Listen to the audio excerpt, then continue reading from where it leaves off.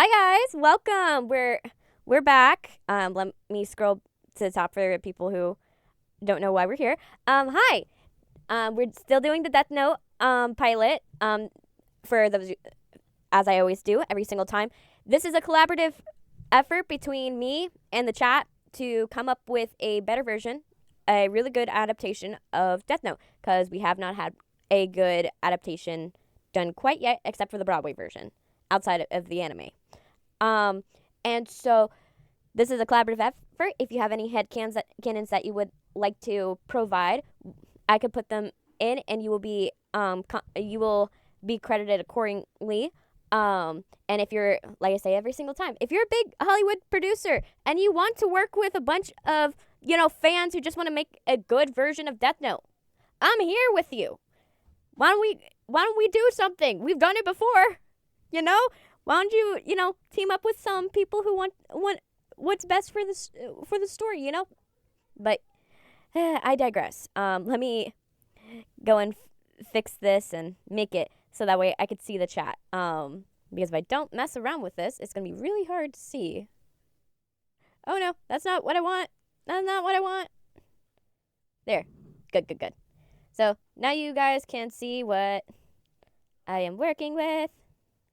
Yay, funsies. I don't know why it's more gray. It seems more gray. I don't know what it is. But then again, I did glitch it out last time. For those of you who weren't here, I glitched it out so hard that it stopped recognizing where to stop pages.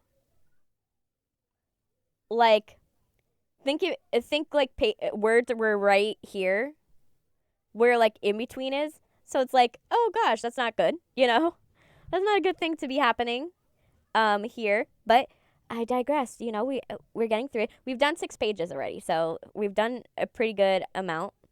And yeah, we're on the last thing, as I do every single time. We're going to read through what we did last time. So last time, we worked on this scene, and we worked on a couple of the others. We didn't get much done. Because we were just talking and chatting and all that stuff. So students write notes and listen to their teacher talking about the Great War. Light, late teens, wearing a preppy high school uniform and has hair that is box-dyed, brown, sits in his desk and stares out a window. Mr. Teacher, during the Great War, naval officials needed to give up to-date information about different operations without other countries listening in. So they encrypted their messages with a modified typewriter. And they were successful in fending off enemy attacks. Light mutters under his breath, "This world is a rotten place. A rotten mess." Mr. Teacher, what was the name of the machine, Yagami? Do you know the answer? Light. Oh, Enigma. Correct. Light goes back to looking out the window. A notebook falls down past the window. The Light watches it land on the grass. The bell chimes. Students get up from their seats and pack up their bags around Light. And then we didn't do anything from here. We did this one. Modestly sized house with exterior Light's house. Day. Modestly sized house with a wooden electric gate. The house matches every house that's on that street. Light walks towards the house and stops at the gate. He types in a pin on the keypad of the gate. The gate opens, and Light walks through the open gate. He walks to the front door and reaches for the knob. He opens the door. Interior Light, I'm home. Interior Light's bedroom. Day. Light sits on a chair at his desk. He's reading the pages of the Death Note and flipping through it. The words spiral above him. Ryuk's voiceover. After writing the cause of death, details of the death should be written in the next 6 minutes and 40 seconds. If the cause of death is not specified, the person will simply die of a heart attack. If the cause of death is written within twice. Written within 40 seconds of writing the person's name, it will happen. This note will not take effect unless the writer has the person's face in their mind when writing his or her name. Therefore, people sharing the same name will not be affected. The human whose name is written in the note shall die. Light closes the Death Note. The word spiral dissipates. He leans back in his chair and sighs and rests his hand on his head. Light. Talk about sick. Why is everyone into this crap anyways? It looks like one of those chain letters. Light gets up from his chair and walks to his bed. He lays down on the bed. Light. Write their name and they die.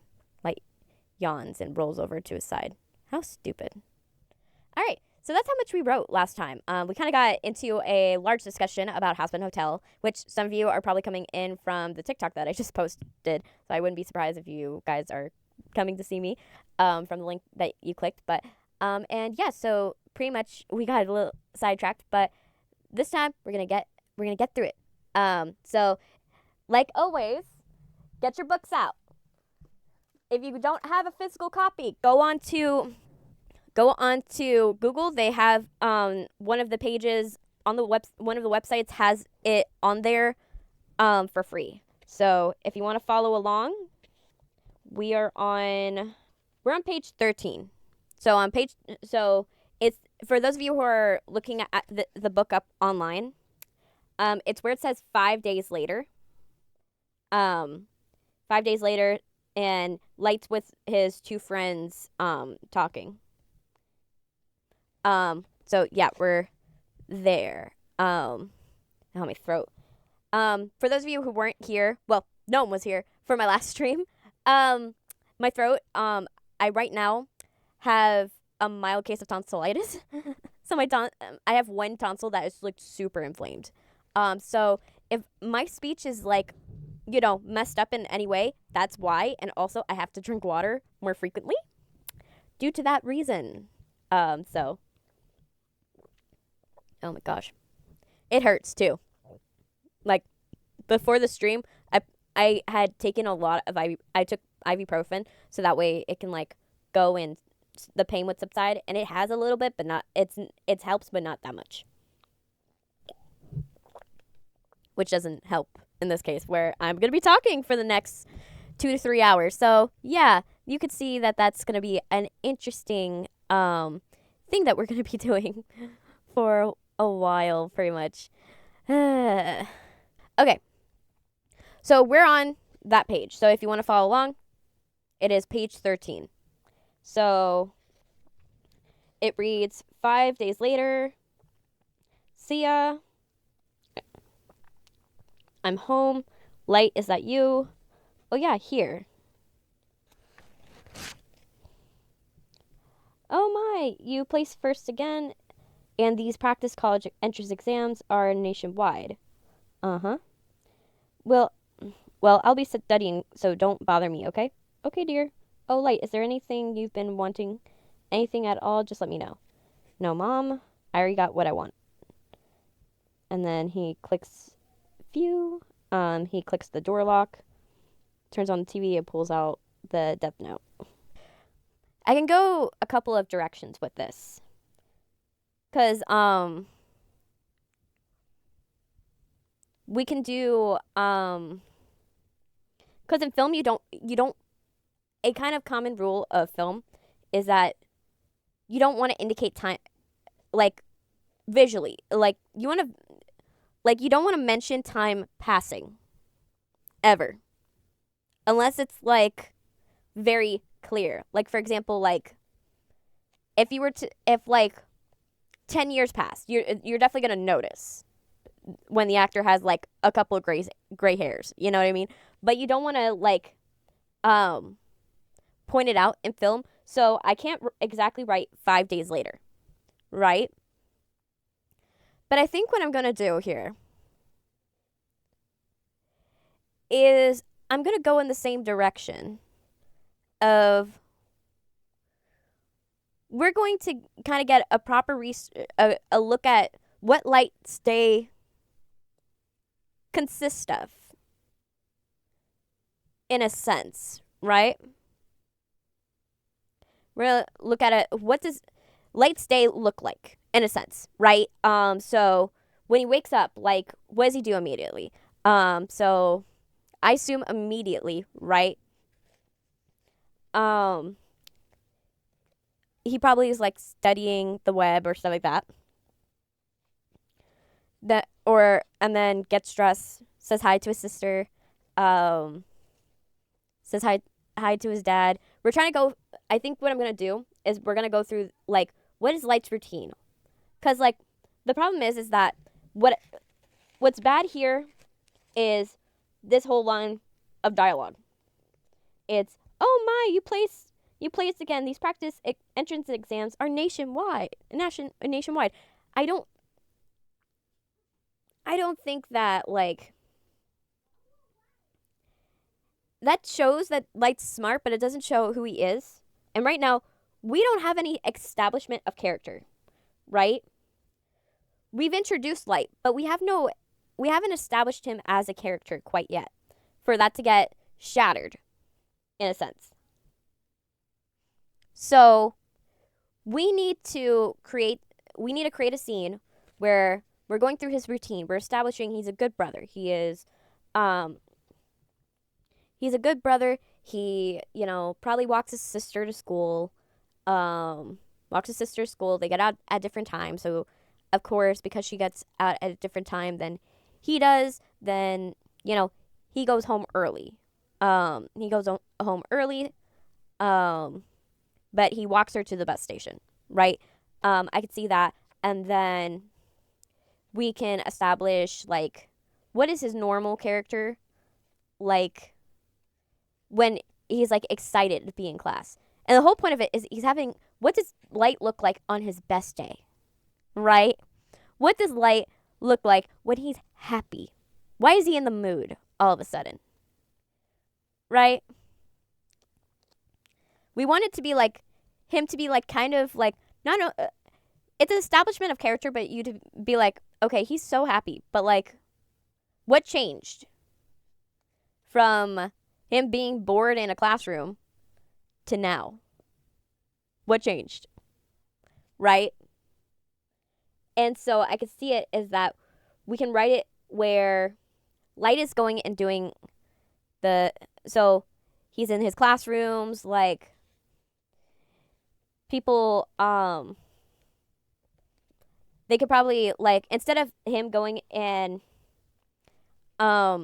his mom like going and talking about his scores, we can have like whispers of it a little bit where like basically they have the scores on a wall. You know that classic anime thing where they have the scores laid out on a wall and like they know who's top placing, who's placing high, and like people are like whispering about it. He looks at his score and like gives a little smirk because he knows he's got this. He doesn't have to worry. He knows he's smart. He's like smart. The girls are a little bit fangirling, but they're like it's schoolgirl fangirling, if you know what I mean. He can go home, and then once he goes home, we then we do the normal routine of him like of him kicking off his shoes and stuff like that. This time his mom's home. We don't skip. So from him coming home and that we actually have his mom who's at home, and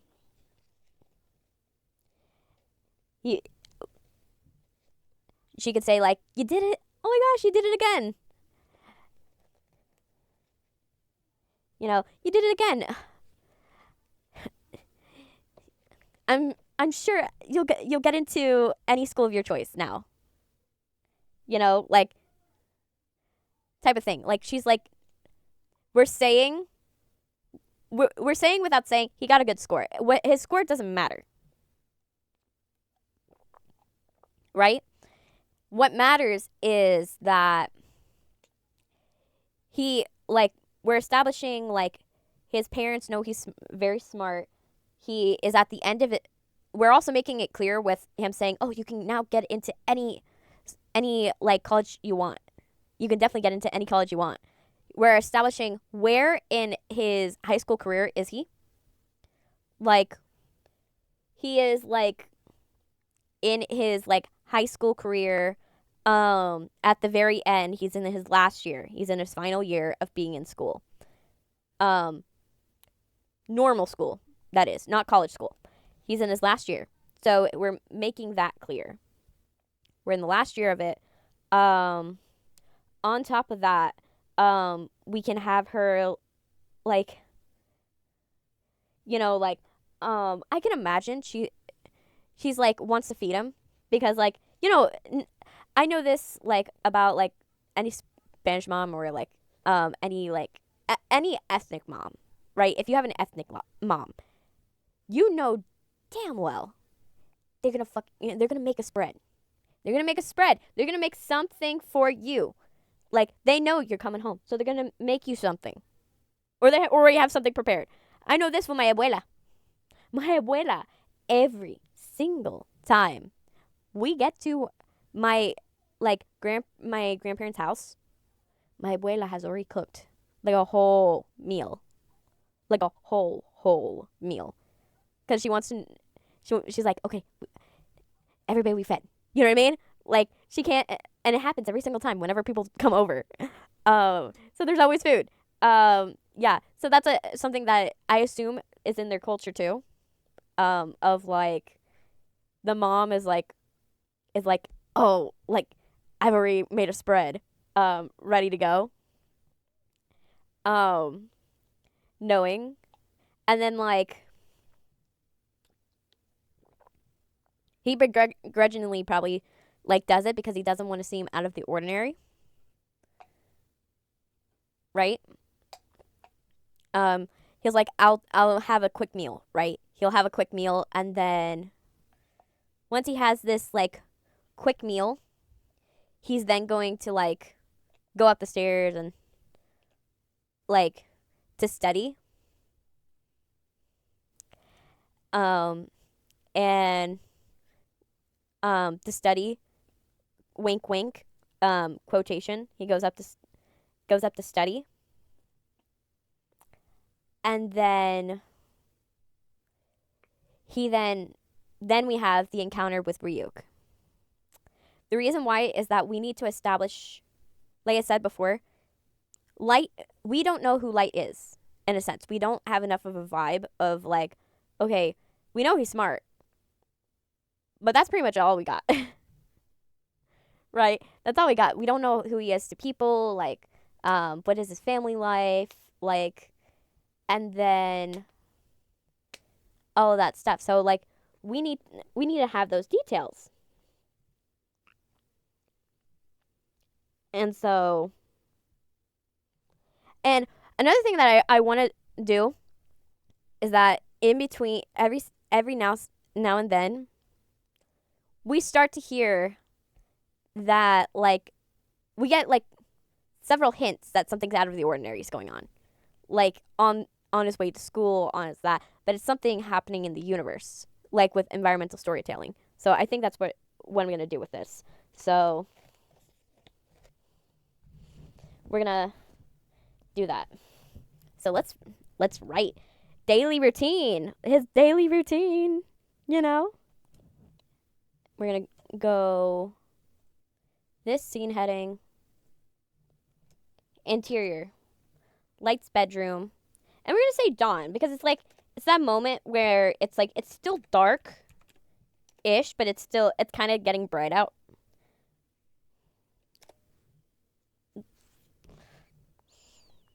So, like, we're trying to do a fake out here. The alarm clock on the bed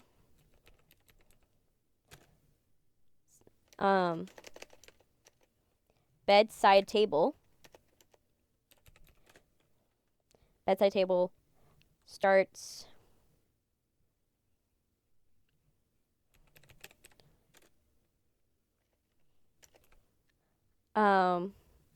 on the bedside table beside the bed. Light is sleeping in.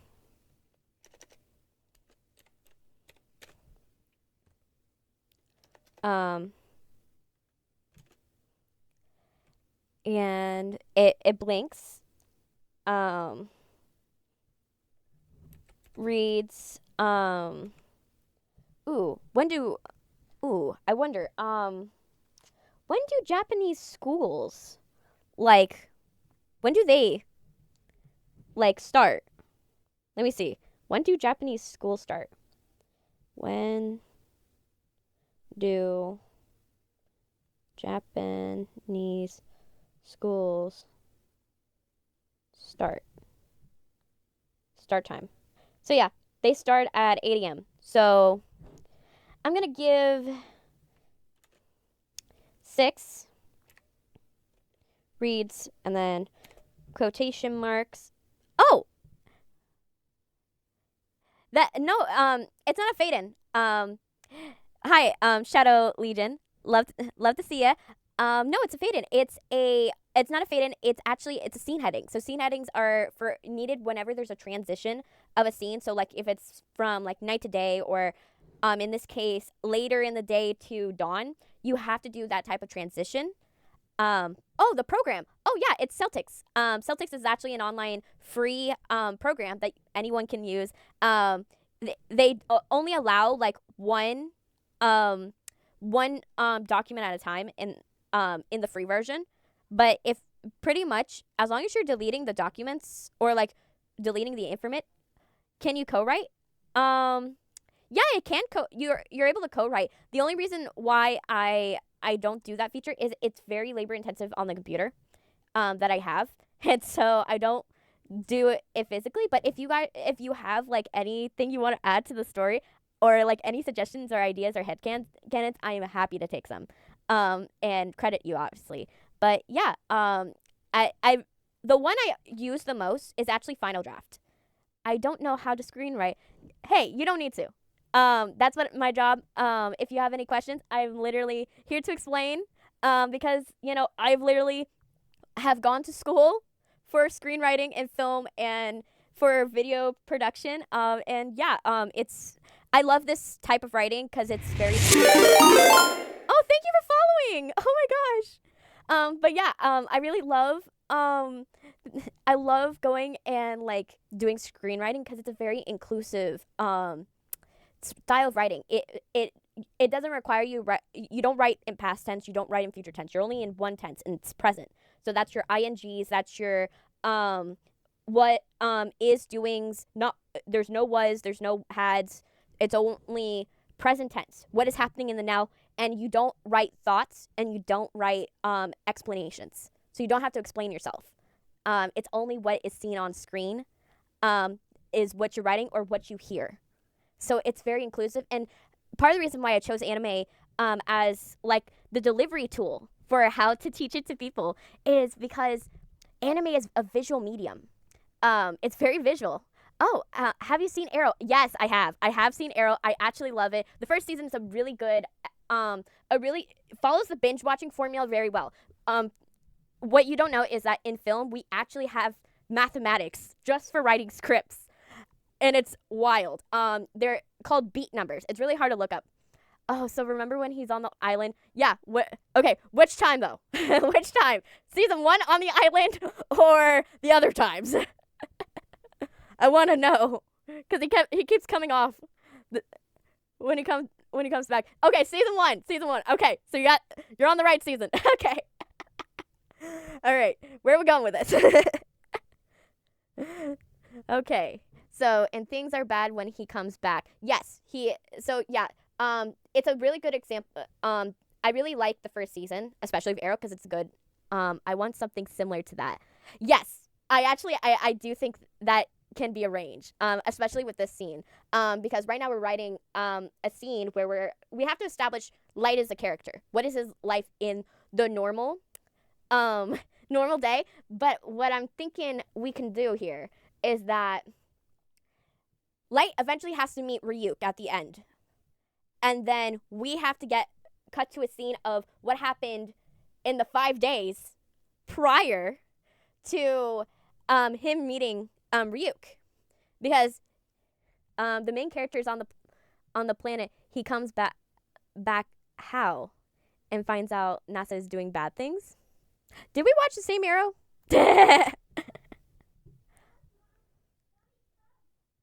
Oh, okay.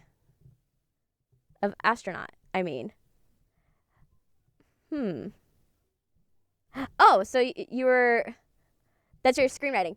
Um, well, this is a version of Death Note. Have you seen the Death Note story?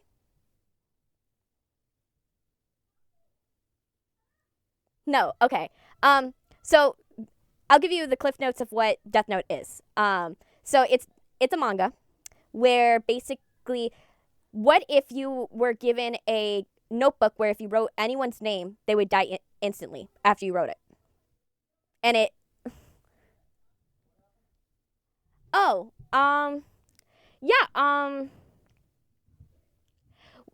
I do. I can make a separate series where I can like do that. The only reason why I don't do that is that when you go and you write something that is like of some, you go and write something original or anything like that, what happens is when you do it live, people can actually steal it. It's a common thing in scriptwriting, and it's something that people can get away with very very easily. It's happened to numerous amount of professionals before me. And so I do plan on opening commissions eventually, and I can definitely definitely do that, where I can write it in the future. I just haven't gotten to that point with setting up my Kofi account to do that, but I understand. I see why it may be confusing, why I would not go and like do something original, but that's part of the reason. That's why you can't put anything original online script writing wise, because it's very easy to steal. I would have to like, in order to put something online to do it, I would have to write it prior, copyright it, and then pretend I'm writing it with you guys. And I don't think that that's very genuine to do. So that's why I don't mind doing it with adapting anime or adapting like shows or stuff like that, because with that, if someone tries to copy this, they would face legal action from the original author. So yeah, I do anime stuff because of on live streams due to that, because it's a lot easier. Um, that way, one, it's something where it's very easy to teach screenwriting to people, because um, manga is a visual medium. Most things that are manga can be found online for free. Also, it's very easy to get the books for free online. So it's very easy to find the panels and the pages. And I verify before I do these that you can get access to them. But but I do this because I would love to teach people how to screenwrite. I found it as a very inclusive. Have you ever published manga series before? I haven't published one for myself, but I have done script doctoring to it. So you don't know what this is, but script doctoring is the final revision before any graphic novel, any manga, or any film goes out into production. It's so that way there's no major flaws or anything that would mess up. And I tell you, you'd be surprised. The biggest script doctor that actually was prolific and no one knows about it is Carrie Fisher, the Princess Leia from Star Wars. If you're wondering why she didn't do much acting afterwards, is she went into script doctoring after her success in Star Wars, and she, in her lifetime, she probably looked at millions of scripts before they went into production, and try to fix them as best as she could. But that's something that not a lot of people know. That she did. She is a very prolific. She was a prolific script doctor, in her heyday. And she did it all the way until she died. Yes. Yeah. Um, yeah, she was. She was a great actress, but she was the reason why a lot of 80s films and why your favorite horror films are your favorite horror films. Why your favorite action films. Yes, Debbie Reynolds was really good. I do agree. Debbie Reynolds was awesome. Um, and she was really good. She's actually part of the reason why Carrie Fisher went into script doctoring because she wanted to protect her daughter. But because Debbie Reynolds, she grew up in the studio system, and so Debbie Reynolds knows the system before the system got a massive reform. We only got a second reform very recently, where Debbie Reynolds, I'm talking 1950s. 1950s, there was a massive reform of Hollywood, and Debbie Reynolds, when she was young, she was part of that big massive reform, because what happened was producers used to own everybody on the cast, every crew, and actors could not choose their films. Everything was chosen for them, and they had no choices, and they were not paid very well. And also, conditions on films were very dangerous and hazardous, to the point where some actors did die. And similarly, we didn't get a reformation of Hollywood till a second reformation till after COVID, because of what happened with COVID, because Hollywood was the most disgusting place you could work. It was. Because you weren't guaranteed a bathroom. Think about that. You're on a film set for 16 hours straight. Maybe sometimes even 2 days straight. And there's no bathroom. There's no hand washing stations. Nothing. That is not always guaranteed. That wasn't guaranteed till after 2020. Think of that. We used to not have like health coordinators. We didn't even have like intimacy coordinators. You know how bad that is? But so like she was part of the old reformation of Hollywood, where the producers owned everything. The actors didn't really make a lot of money.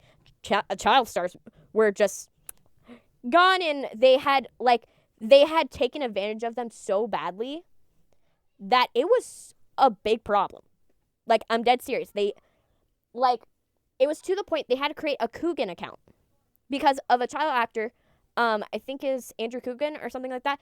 What happened to him is that his parents gambled and spent all of his money from when he was a child star, and he didn't get a single cent after. He's the reason why those laws were in place.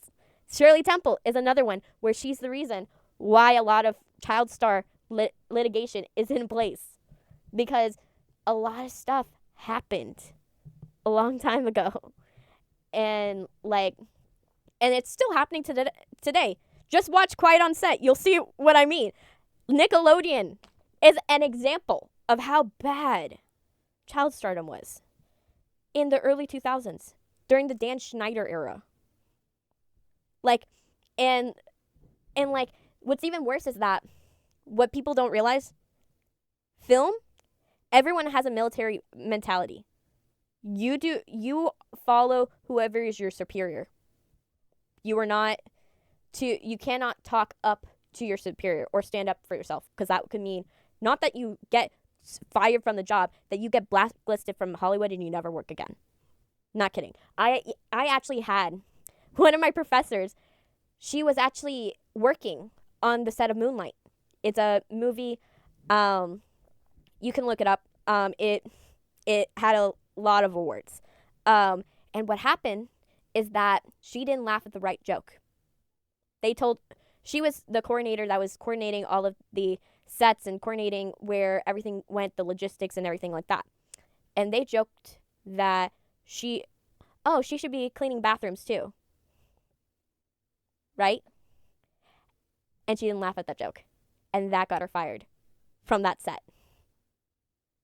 And she used that as a lesson. She's like, I got fired from that set because I didn't laugh at the right joke.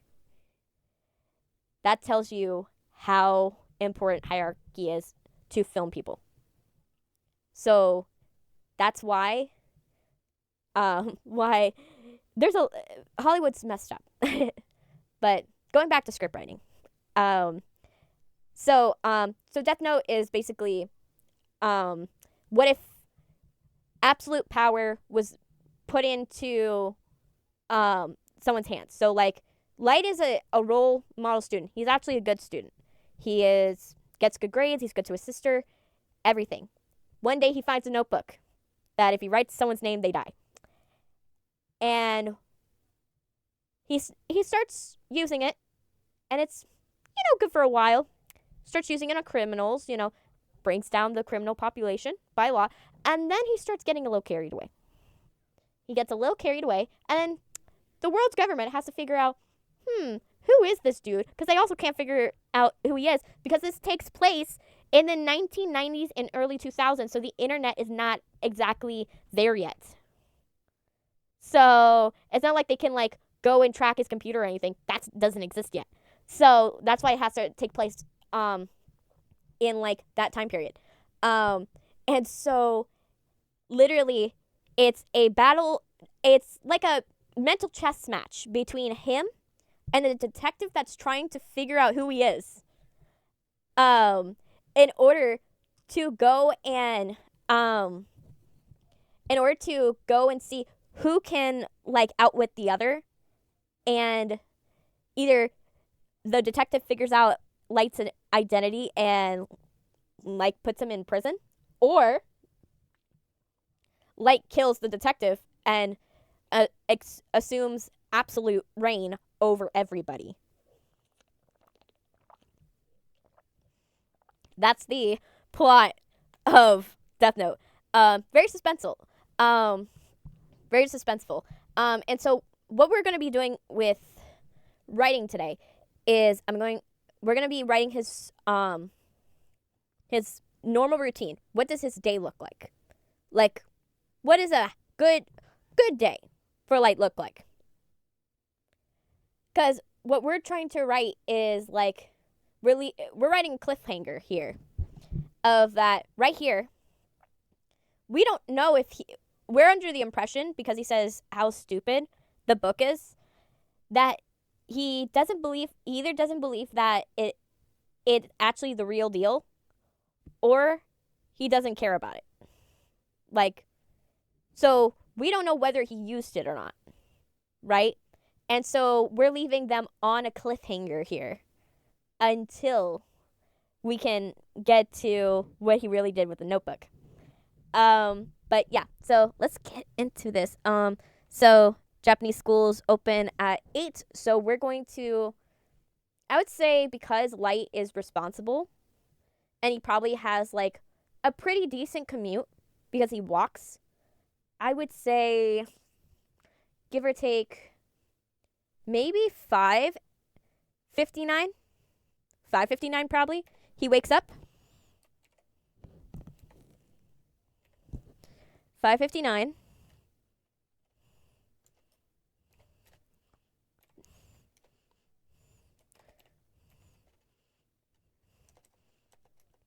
But yeah.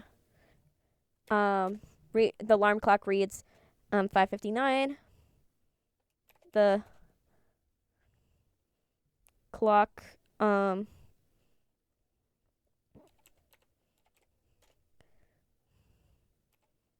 blinks, and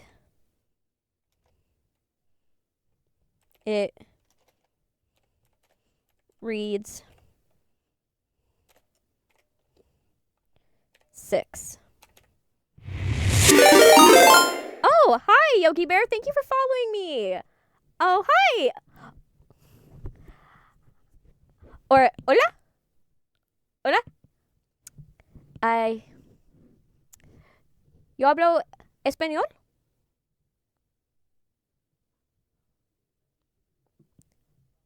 Oh, hi. I thought you were trying to speak Spanish. Oh, I'm doing well, actually. I'm doing pretty good. We're right now getting into writing Light's morning routine, trying to get it trying to establish Light as a character, so that way we can kind of give a foundation of who Light is, in a sense. We want to give the idea of who he is. Oh yeah, I think it's gonna be fun too. If you have any suggestions for what you want to, like, if you have any Death Note headcanons, I highly suggest, like, come and, like, tell me what you think based upon what I'm writing. On top of that, just note, if you don't know, if you want to follow along with where we are in the book, we are on page 13 in the manga. So you're able to look it up online. They have the panels there for free online. I believe it's on Viz's website. I know it's somewhere. I know it's free somewhere. I looked it up before I started the stream and everything like that, if it was still up. But yeah, we're writing him, like, waking up. What does his morning look like? But yeah. But how are you? How are you, Yogi Bear? What's up? What's your day been like? The clock blinks and it reads 6 o'clock. Let's see. Light sits up in. Oh yeah, cool. Hey, it's not a doom scroll if you're having fun. If you're having fun and you're enjoying what you're watching, I don't think it's too bad of a doom scroll. Like, a doom scroll really is if you can't, like, if you haven't found anything good and you're just, like, there for an hour just looking, and you're just scrolling, and you haven't found anything good, and you're just like, I think the next one will be good. I'm trying to have something in the background as I write. Totally fine. You writing anything interesting? Fantasy, romance, horror. I love horror. What you up to? Or even, is it like a school project?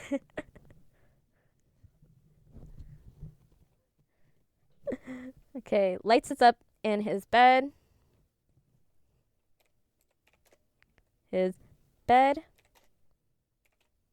And lights sits up in his bed.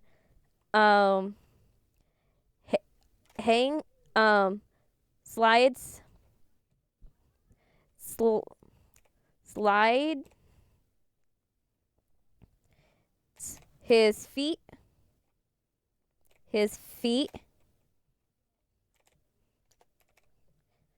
over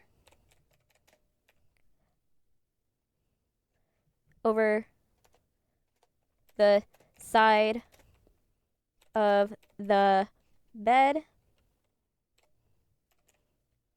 of the bed. Okay, and then for 2-3 finger rule, I need to stop it there and then cut to a next shot. Well, I normally work on my fantasy book. Not that solid, to be honest. Fantasy's pretty cool, and, like, it gives you a lot of like room to, like, kind of do a lot with the story, and, like, expand upon it, weird places. You can go into, like, more of an adventure setting, and you're able to, like, go into, like, if you want to go into, like, fantasy, modern fantasy, you can go in a lot of places. So I have to say that's solid. Not gonna lie.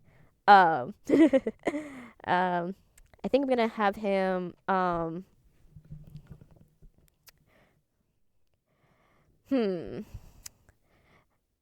wonder. He only has, like, realistically an hour before he has to get to the train station with his sister. But I'm doing a notification book because I'm hoping my U.S. history teacher will let me get extra credit because I'm failing. I wish you so much luck. Like, so much luck. Oh my gosh, nonfiction. Oh my gosh. Your phone. Your texting's probably like, it's like you're trying to do autocorrect and it's just like, oh my gosh, it's not working well. I know how you feel. Luckily I had a cool US history teacher. My US history teacher, he was a millionaire. So he didn't really care about, like, going in, like, oh, you have a spelling disorder? Oh, I can relate. I got comprehension. I can't read something, and I have to read something over and over and over again to get the concept of what the sentence is supposed to say. So like, I get you. I got you, Yogi Bear. Like, you're good.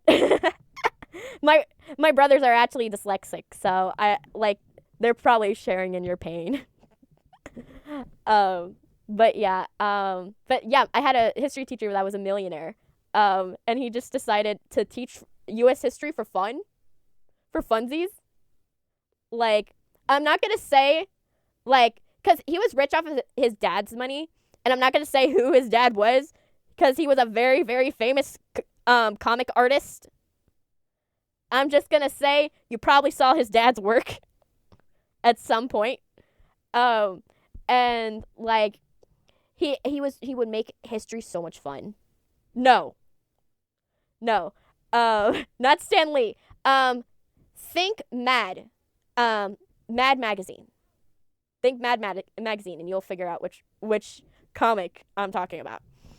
Um, but but yeah, basically, he had like, so he would teach us for fun, for funsies, because he wasn't there for the money. So he like he would turn his like whole history class into like a Jeopardy game, and so like we could expect every single day at the beginning of class we would play Jeopardy to whatever last week's yes, it was fun, whatever last week's assignment was. We would have a Jeopardy, and we would actually win, like sometimes money, candy, pizza. The dude would just pay for it out of his own pocket, for fun. And like he after that we would be all prepped and ready to go and get into the next lesson of whatever it was. And I had him for like 3 history classes: world history, US history, and economics. Macroeconomics. And he like he would do that, and then the good thing about him as a teacher is that he never like, even if you like whenever I rose my hand, I was always the one that like I would read up extra stuff about history because I get hyperfixated so quickly. And so like I loved watching like his mysteries at the museum and stuff like that, where like they talk about relics that are in museums that don't get enough attention. And I would tell him events, and even though it like took up a good amount of time, he didn't mind, because he was like, even though it's not in the textbook, he didn't mind because he's like, everybody's still learning what it is. And it just enriches it, and it just adds, and maybe someone else would have like a fascination for learning, like, and researching like I did. And I was so grateful for him. And then like in my US history, we talked about the Vietnam War. We kind of talked about veterans coming back home, and my grandpa was in. So I said to myself, hey, what if I write a short story or a poem about veterans coming home and the challenges? Yeah, that's solid. That's solid. The only thing I would say, be very careful, because you're treading a fine line. Because the thing is that you don't want to like depict it too badly to where it causes pity, but you also don't want to go and like glorify it to where you're like, it wasn't that bad. So it's a really fine line. And you have to be very careful. It could be the difference of like 13 Reasons Why and how it glorified suicide. And like and like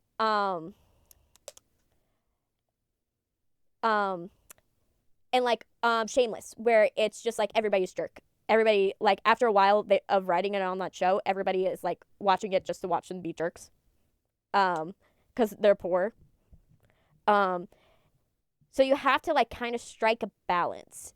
I would say, like, in the case of like a really good retelling of like PTSD or stuff like that, ironically, is Puss in Boots, like the recent Puss in Boots. I'm not even joking.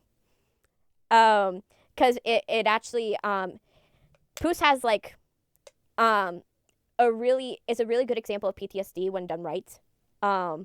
He goes through a PTSD episode.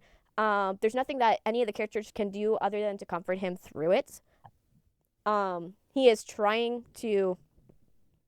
He like reacts to things that like aren't too quite there, but it's because of something that reminds him. I talked to my grandpa about his and his friends' experiences about about it. My grandpa is a great writer, and when I'm done, I'm going to have him look it over. I say do that because you don't want to, like I said, you don't want to go too far into pity, and you don't want to go into too far into glorification. You have to. It's a really hard line to hit. One of them that like really hit that line and made it not an uncanny valley, but like did it to where it was just unwatchable for veterans is Saving Private Ryan. It was famous for veterans could not watch that. It was that bad. So you kind of have to strike a balance. But I wish you luck. And there's another one that I forgot the name.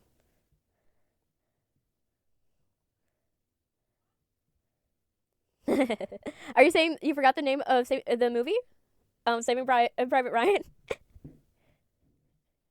I only know it because it's one of the requirements for us to watch in like film school.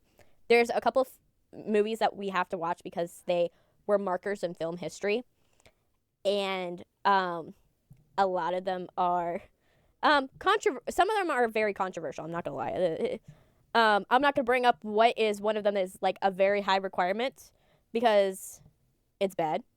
There was another movie that was like that where some veterans couldn't watch it. I think it was Dunkirk. Might have been Dunkirk also. Dunkirk also, I think, had that same effect, where it was that or it's Apocalypse Now, which Apocalypse Now was actually very controversial because the whole the cast almost died in a helicopter accident. I think some of them were maimed in that, and on top of that, they killed live goats on screen. So we actually had PETA laws because of that. And it's the movie that is the reason why we have an ethics course as part of the film curriculum in every film major. I am not kidding. Because so many things went wrong in that set. Not gonna lie. But yeah, it might have been Apocalypse Now. Because Apocalypse Now is supposed to depict the Vietnam War. So it might have been that one too. But yeah, yeah. Oh, for my teacher, by the way, he actually, the way he, like, announced his retirement was a very, he did it in a special way. He knew we liked breaking codes. He knew we loved, like, going and code breaking and coming up with, like, secrets and stuff like that. So he would do that all the time, where he would just come up with like secret messages and stuff like that, and we would just break the codes. And so what he did for his retirement is he was like, I'm gonna do a code with you guys, and I'm gonna put a picture every single day, and your guys' job is to figure out what the picture means, right? And so it took us, I think, so he would put up these things, and like at first we were like, okay, these are from famous movies, and we don't know why they're from famous movies. And then so we're like, okay, is it something to do that we're gonna get to watch a movie as a field trip? Nope, it wasn't that.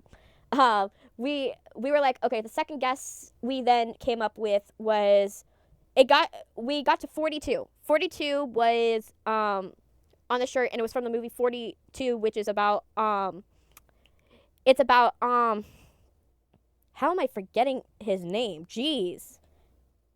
It's the famous African American baseball player. So we thought it was like, oh, are we gonna go and like, not that we're gonna see a movie. Maybe we're going to like meet a historical figure, which wasn't wrong. We did meet a historical figure, but it wasn't that. I got to meet John Lewis. So fun. And I actually made him smile, which no one has ever done. I don't know how I did it. I do know how, but it like I asked him a question that no one had ever asked him, and I made that dude smile in a way that he had never smiled on TV or anything ever since before he died. And quickly, so that way I don't get too far into it. For John Lewis, I asked him who was who was Martin Luther King and I think Franny Bryce, or it was some famous other famous African American singer during the civil rights movement. Who were they like in their private lives outside of crowds and TV and press interviews, right? And the look on this dude's face, like the life had been brought back to his eyes. Like I brought him back. Yes, Jackie Robinson, you got it. Thank you. But like the light had just been brought back in his eyes. Like he answered my question. And he said to me that yes, so you're going to love this story, this little tidbit, because it's a very he told me what he had told me, I never looked at Martin Luther King the same way again. Not kidding. I never did. Because he said that something that no one knew about Martin Luther King is that man could have been a stand-up comedian if the civil rights movement wasn't a thing. If they didn't have to fight for anything, that man would probably have been a stand-up comedian, because he would have you dying, laughing in your car that you would almost crash. Or you would go and like you would be eating food and you would just be trying to hold back the laughter as like it's spitting out your mouth. That like he was laughing. Yeah. And about the singer, he said that she had this old saying that she would say, "Get fat and then march." And that's because she would go and make these large banquets, and she would just make tons and tons and tons of food. And then like she would do is that she would just feed these people. Especially she had he was telling me about the one right before they went and marched on Selma. And she like made this whole entire banquet, and he said the food was so good you ate it till you were almost like couldn't breathe.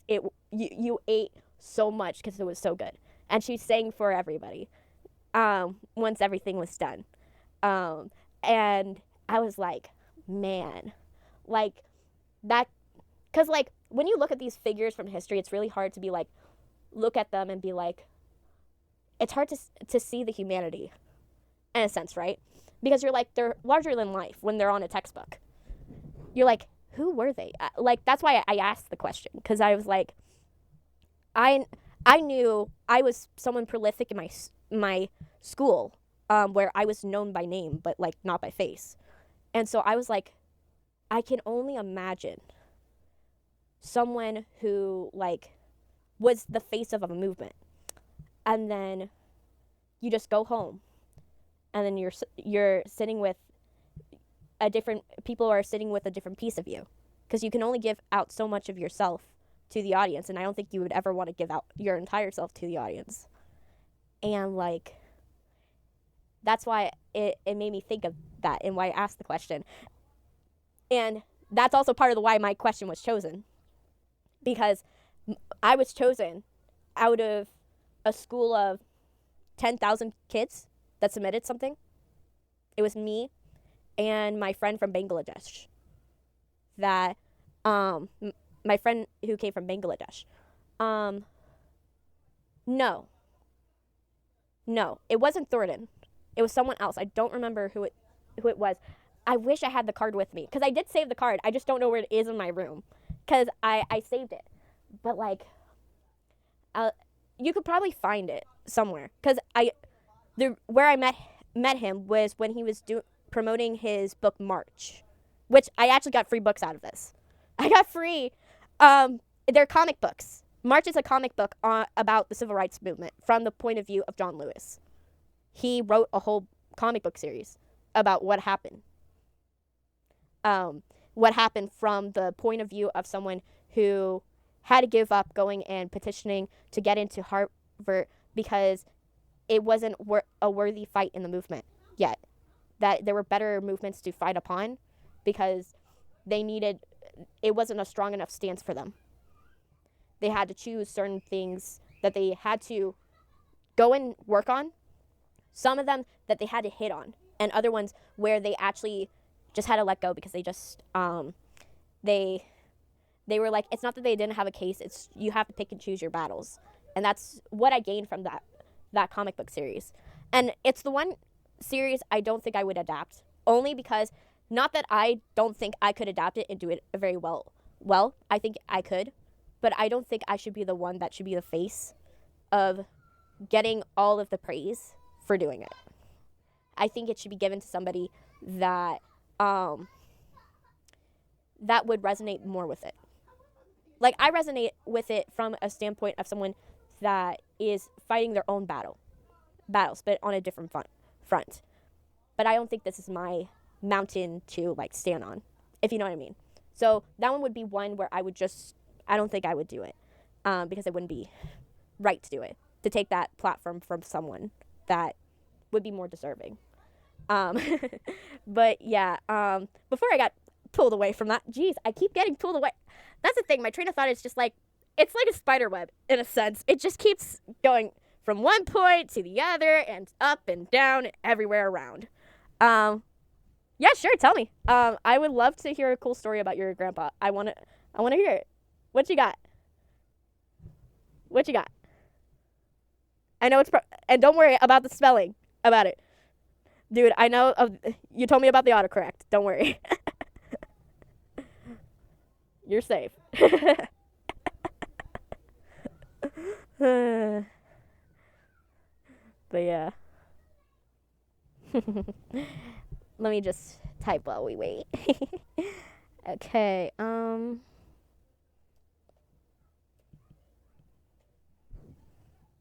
let's go and add another scene heading because we are transitioning into Light's living room / dining room. Interior.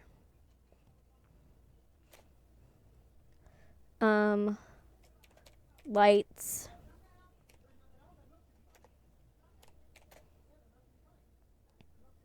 Kitchen.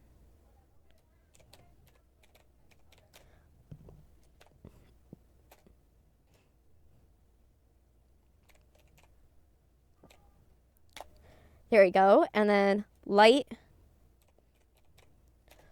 opens. No, because we don't see. So that way I don't have to write Light coming through the door. I'm just going to Light walks down the stairs.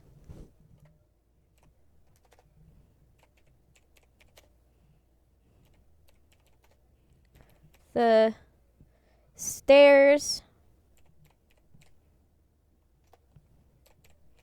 and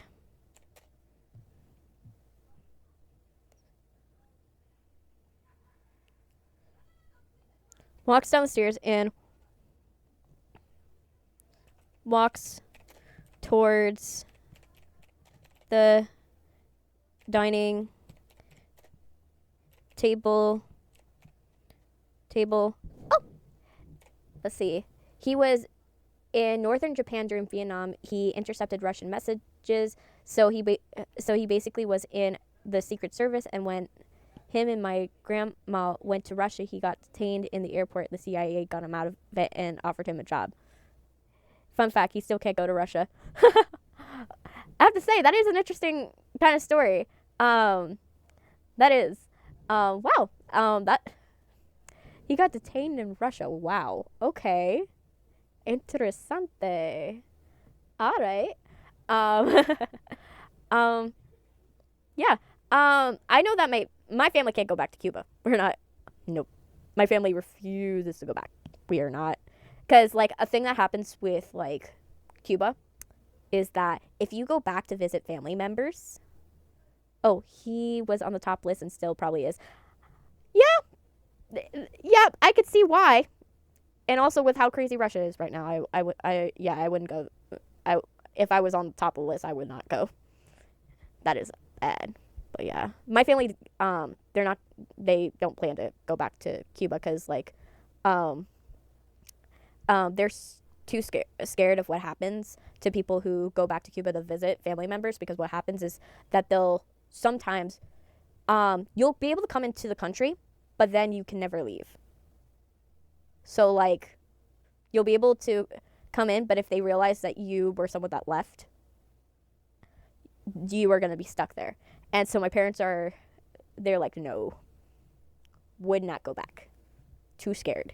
So yeah, I could see how that could be scary for him. And I bet you did learn a lot of stuff. I learned a lot of stuff about my grandfather. My grandfather on my dad's side, he actually was a postman for the military. So my family has a long history of being postmasters in the military. So we, if you know, you know. But there's a saying in the post office where you don't mess with you don't mess with the mail. So yeah. And so yeah, my grandfather he used to deliver mail in the military. He then, when he came back stateside, he then like continued delivering mail. Oh, that's nice. I would say, like, cherish these moments. Try to get as much information out of them as possible. I wish I could get more information out of my grandfather, but he's dead. He's dead. My grandmother is also dead. She died when I was young, so there's nothing I can do to get any more information about her. I didn't even find out that she was Cherokee Indian. I didn't even know she was a Native American until she was long dead. Didn't even know. So, yeah. But yeah, it's solid. Short stories are great. They're good. I'm just someone that I can't do a novel. I'm not someone that could do a novel only because how my brain works is not compatible. Whereas with scriptwriting, it's a lot more compatible with that form, because when you're someone that has trouble with coming with comprehension, and you already are bad with social skills and stuff like that, it's really hard to write a story where you're thinking, what did this person think? And explaining. That happened to me too when I was in high school.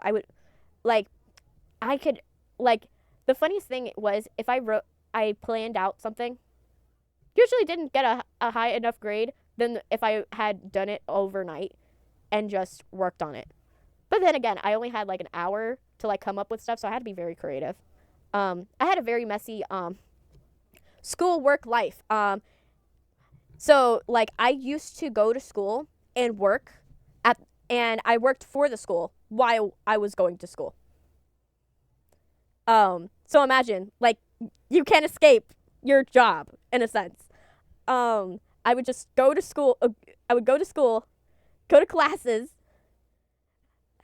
Oh man, I got the tism, dude. When I hyperfixate, it's a wonder. But the issue is that it just means my life is just gonna be really, really hard to control. Because the thing is that I'm really good at hyperfixating, and I'm really good at when I'm in routine.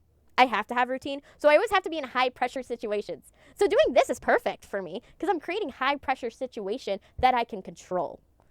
But when it becomes that you're beholden to a job that is not in your control, that causes burnout.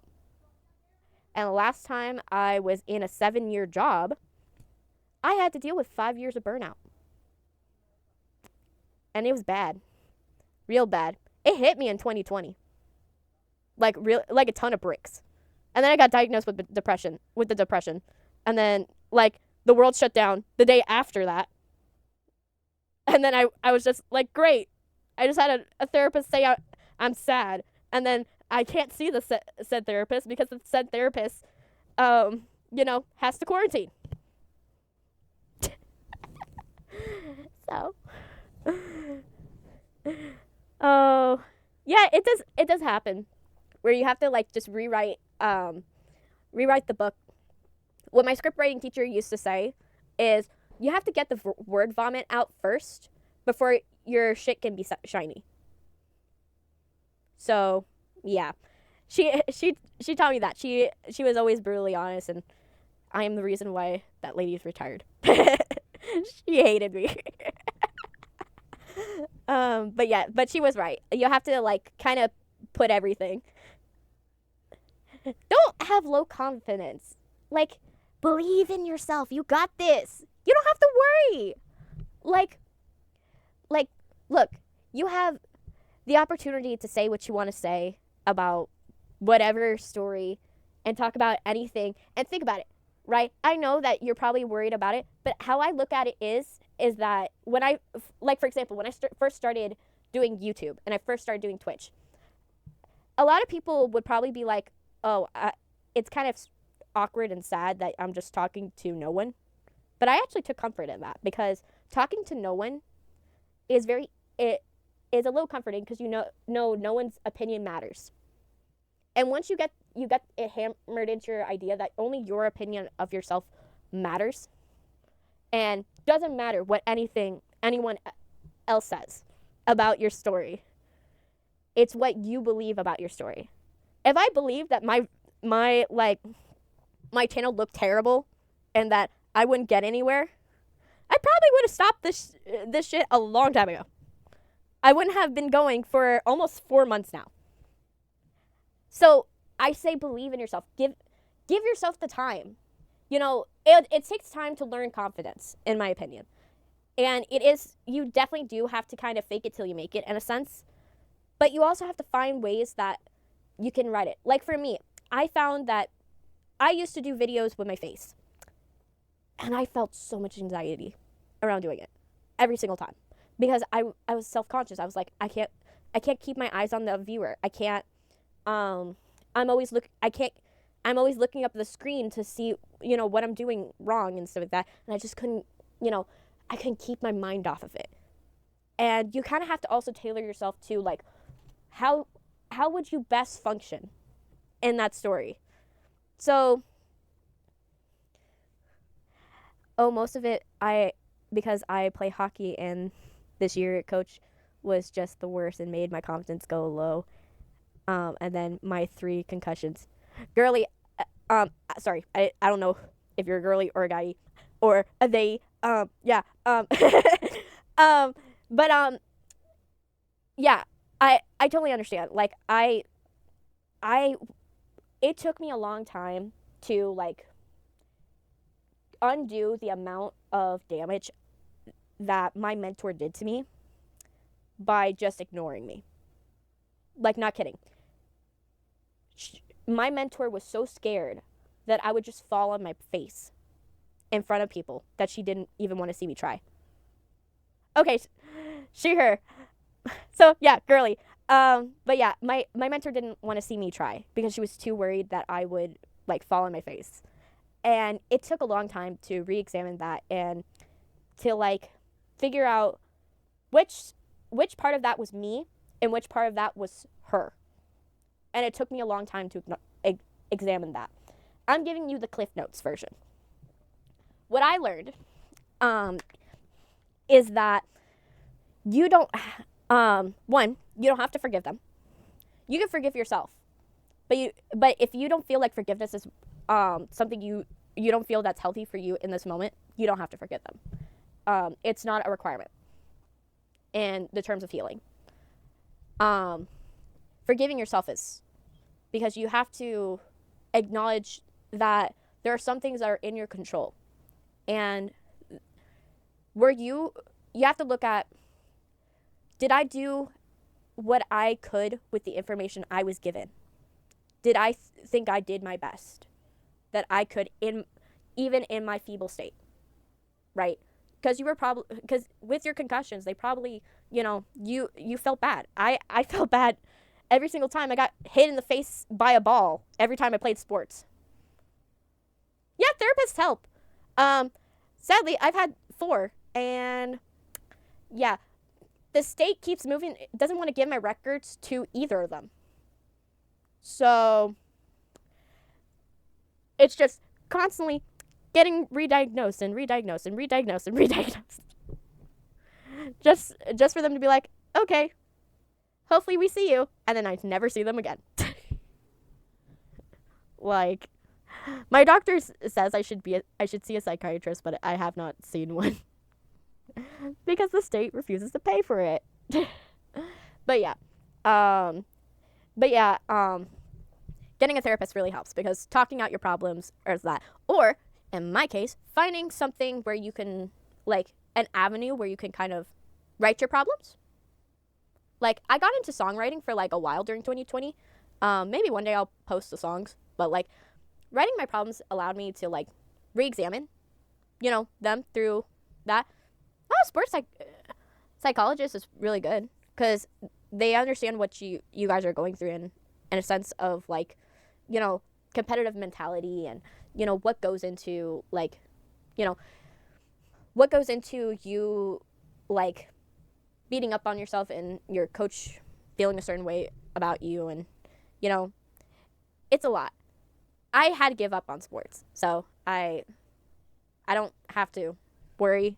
I didn't have as much like sport trauma as you probably do. Um, um, my family, my mom was like decided to take me out. I was supposed to go competitive actually, for soccer.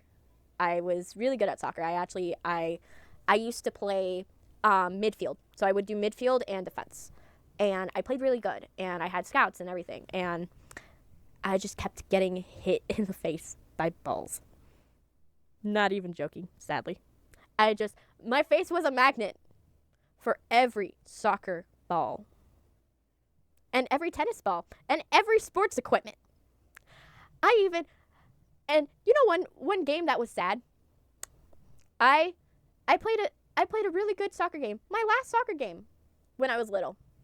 After finding out my mom was not going to allow me to go competitive, and I got hit in the face. They had me go and like play as goalie, because the goalie was sick that day, and they were like, well, you're technically defense, so we'll have you as goalie for today, to sub in for the game because we are on short notice.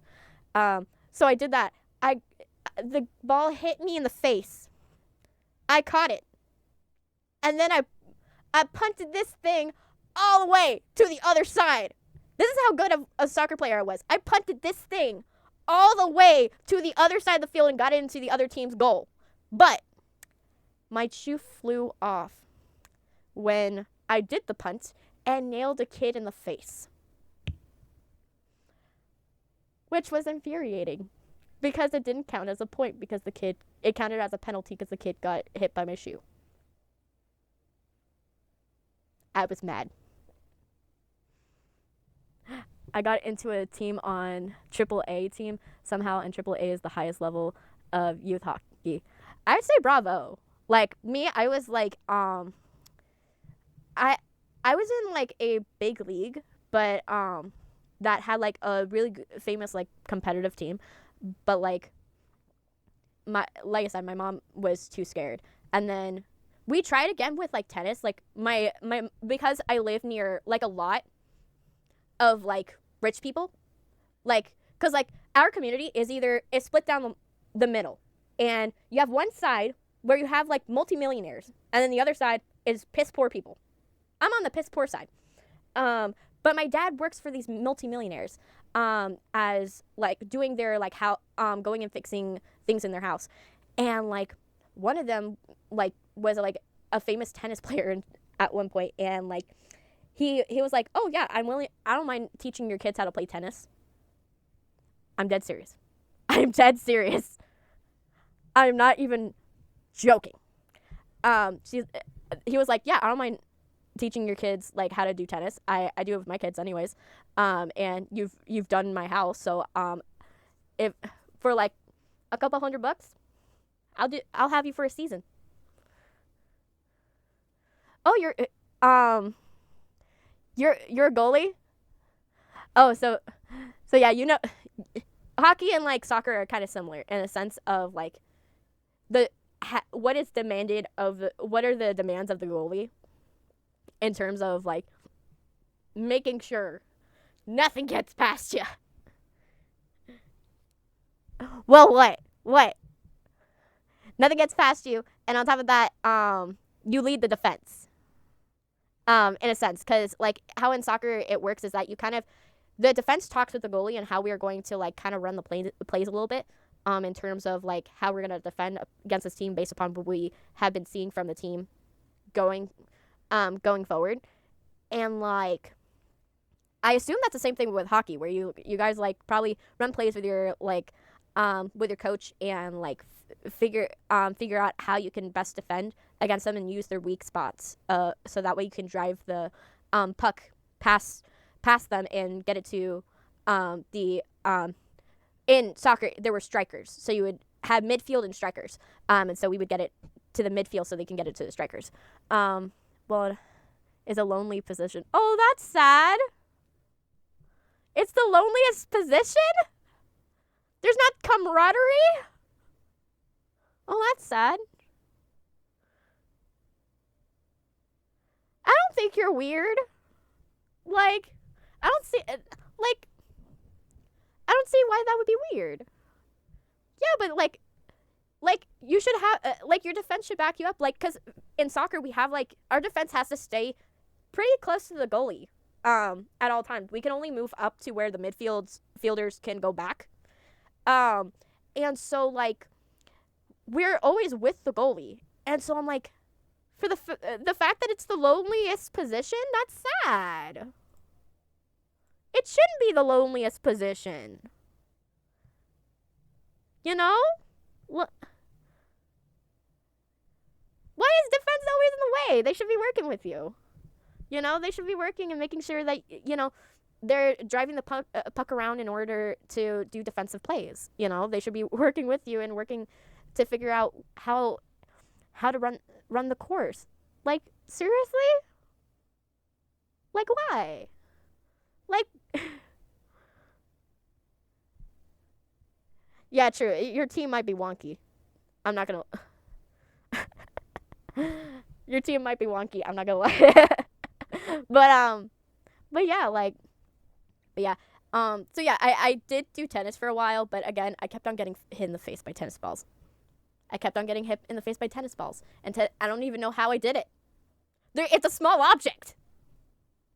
You would think tennis ball that is like roughly the size of a fist, right, would not, you know, connect with the face as much. But no. Goalies are also the hardest in hockey, mentally and physically. I could see that, because if you're the loneliest member on your team, like, and also you're getting hit by the puck, which is hard. Like, that hurts. Like, I could see that. Like, I just see that, girly. Like, like a soccer ball definitely hurts, but, like, a puck definitely probably hurts more. Like, and, like, even with the protective stuff, I watched Practical Jokers, and I think they have an episode where, like, I think it's Q and Sal, they have to be, like, goalies for a day on a professional hockey team. And just the whole hockey team was told, hey, sling shots at them. Like, keep slinging everything at pucks at them and just pelting them with pucks. And I know they were hurting even in the, like, the goalie outfit, so I can imagine. Yeah, hockey pucks can cut. You could do splits on ice? Wow. Yeah. I wish I was good on ice. Like, to be honest, I can't. I walk on my toes. Like, I'm a tippy-toe walker, so ice skates and tippy-toe walking don't mix. They don't. Sadly. I wish. If they can make high heel, like, skating boots, I'd probably skate more often, sadly. But my feet are just stuck like this.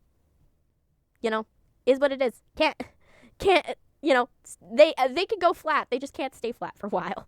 It's unnatural for my feet to be flat. You know how, like, in the Barbie movie, like, Barbie, like, has walked on her toes her entire life, and then her feet go flat and she doesn't know how to walk? That's me. I can't walk on flat. Flat just doesn't work for me. It doesn't work for me because I've walked my entire life on toes. And so being a toe walker, where I'm just constantly walking on toes, even without high heels, it doesn't help. But the reason we're the loneliest is because they only congratulate if you win the game or make a good save. But other than that, that's nothing. Oh, that's sad. Like, that's part of the reason why I like theater. Theater, even if the show was bad, you still like have a fun time with people. You still like, you know, even though a lot of fucked up stuff happens in theater, you also lose a lot of I gave because of all the stuff that happens in theater, you kind of give up on after a while on just being weirded out by other people's bodies or by your own body. You just give up on it. Because in my case, we actually did not have a girls and boys dressing room. We did not. So you could figure out real quickly what would happen every single time we ever had to do any show where we had to change clothes. And that was many shows. So we just gave up on caring after a while. But yeah, I grew up in a very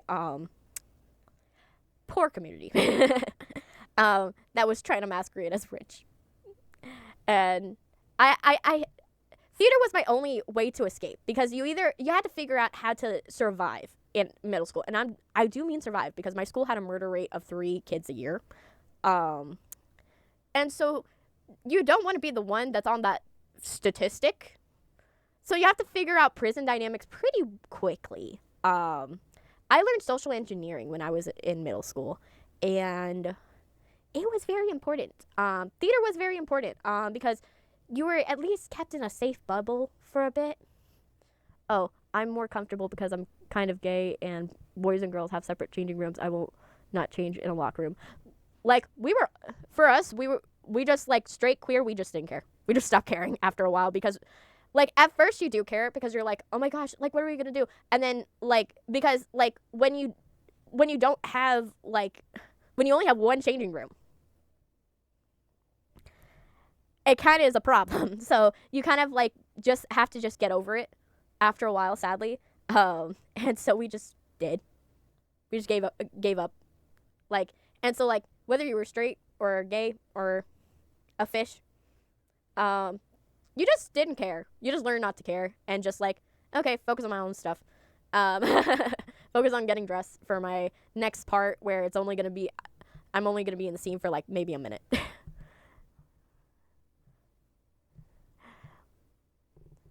Also, we're not you said I, and I wanted to make sure you knew. What do you mean by we're not I? Confused. Never mind. It's fine. But yeah, I grew up in a very weird school system. We had a lot of crime, and to give you an idea, when there's a memorial outside of the front of your school around the flagpole where all of the kids that have died, it's a problem. There was just placards of names, and actually one of my cousins, one of their names is on there because she got decapitated. Yeah. Yeah.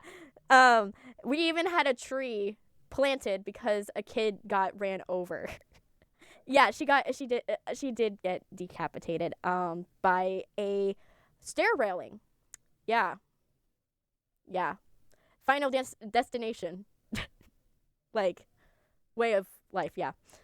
It's not a surprise. It happens to family members in my family. We have final destination type deaths. So it's not surprising. Yes. It happened in a car. She was actually driving to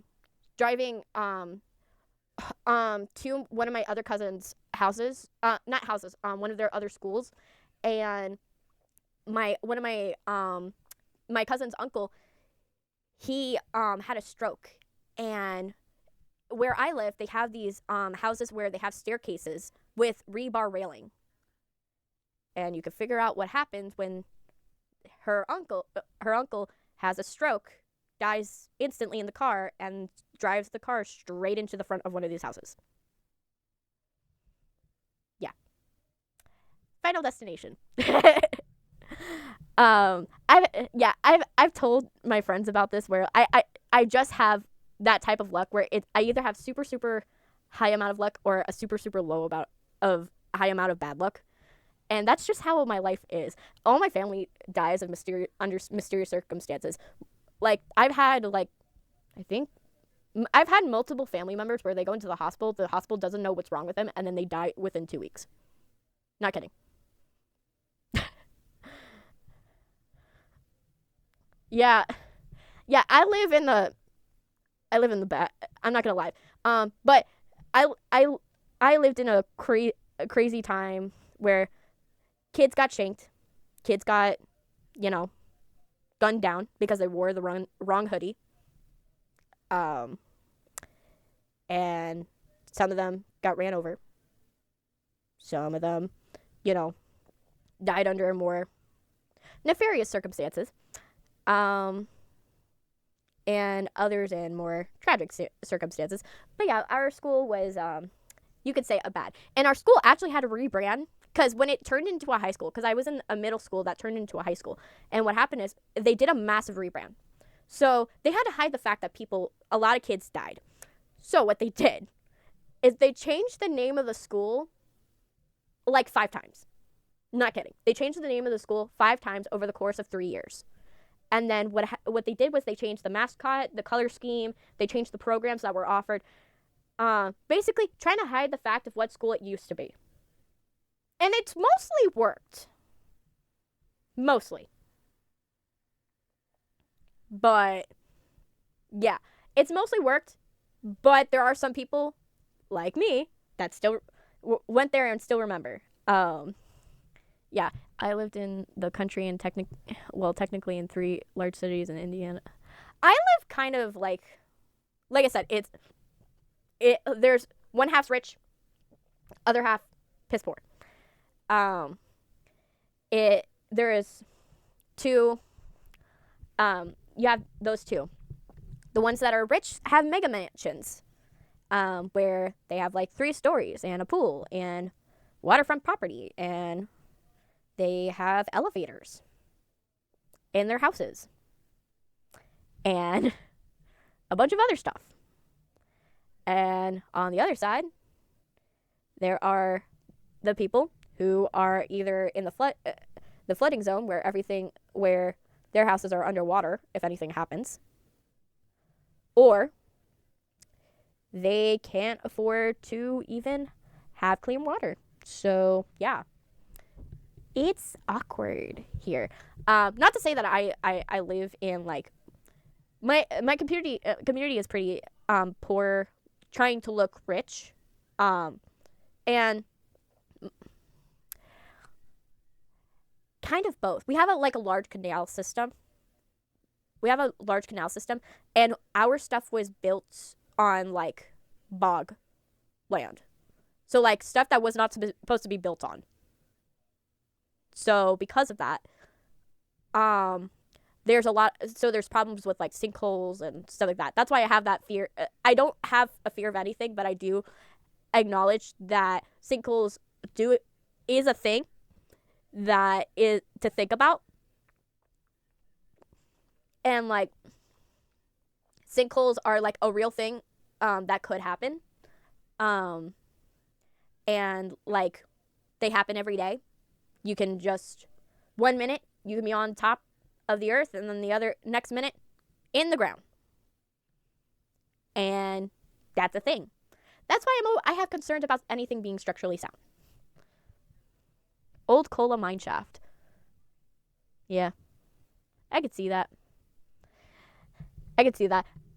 Considering like Centralia is a thing and was the inspiration for Silent Hill, I could see that. Same thing with Love Canal. They were built on mine shafts too there. And then it turned out bad. But yeah. The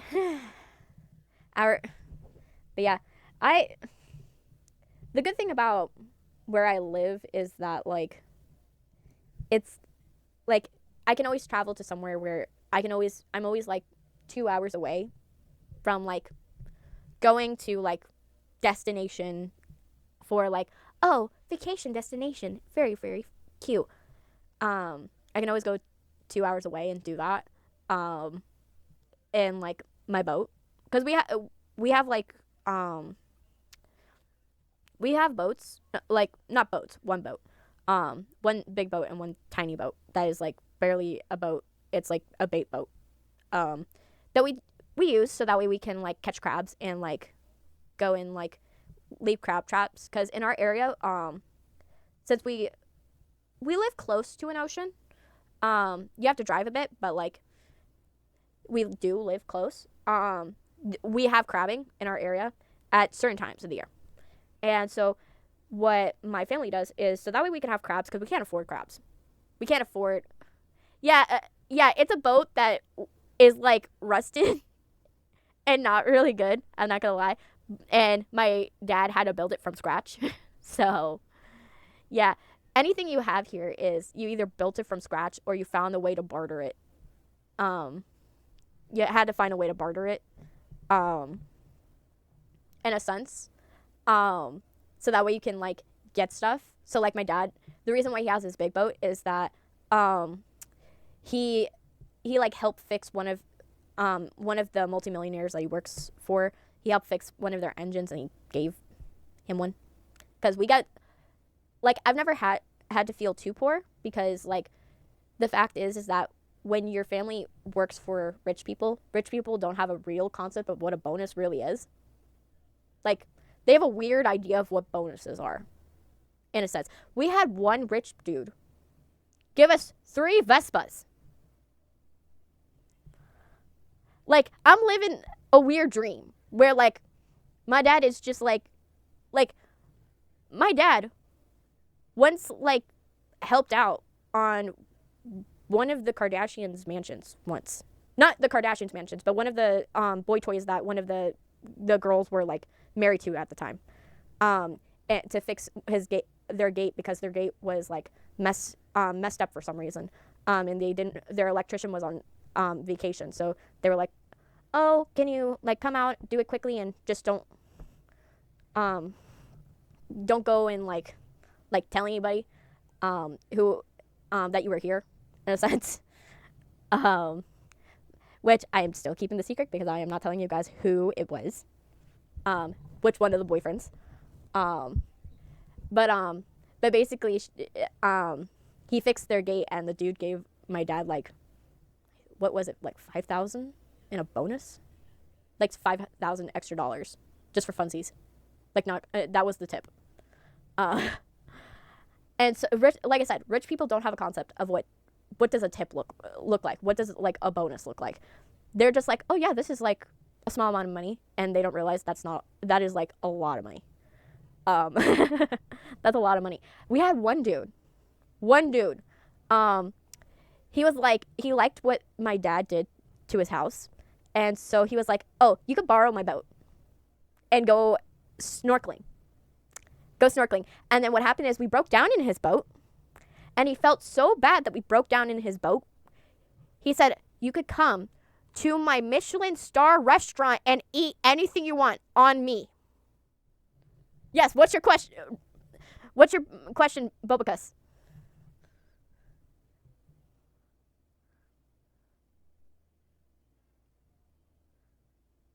Which line?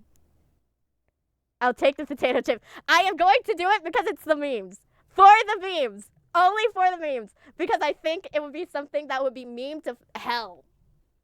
I am going to do it. Because it's just like, I will add it.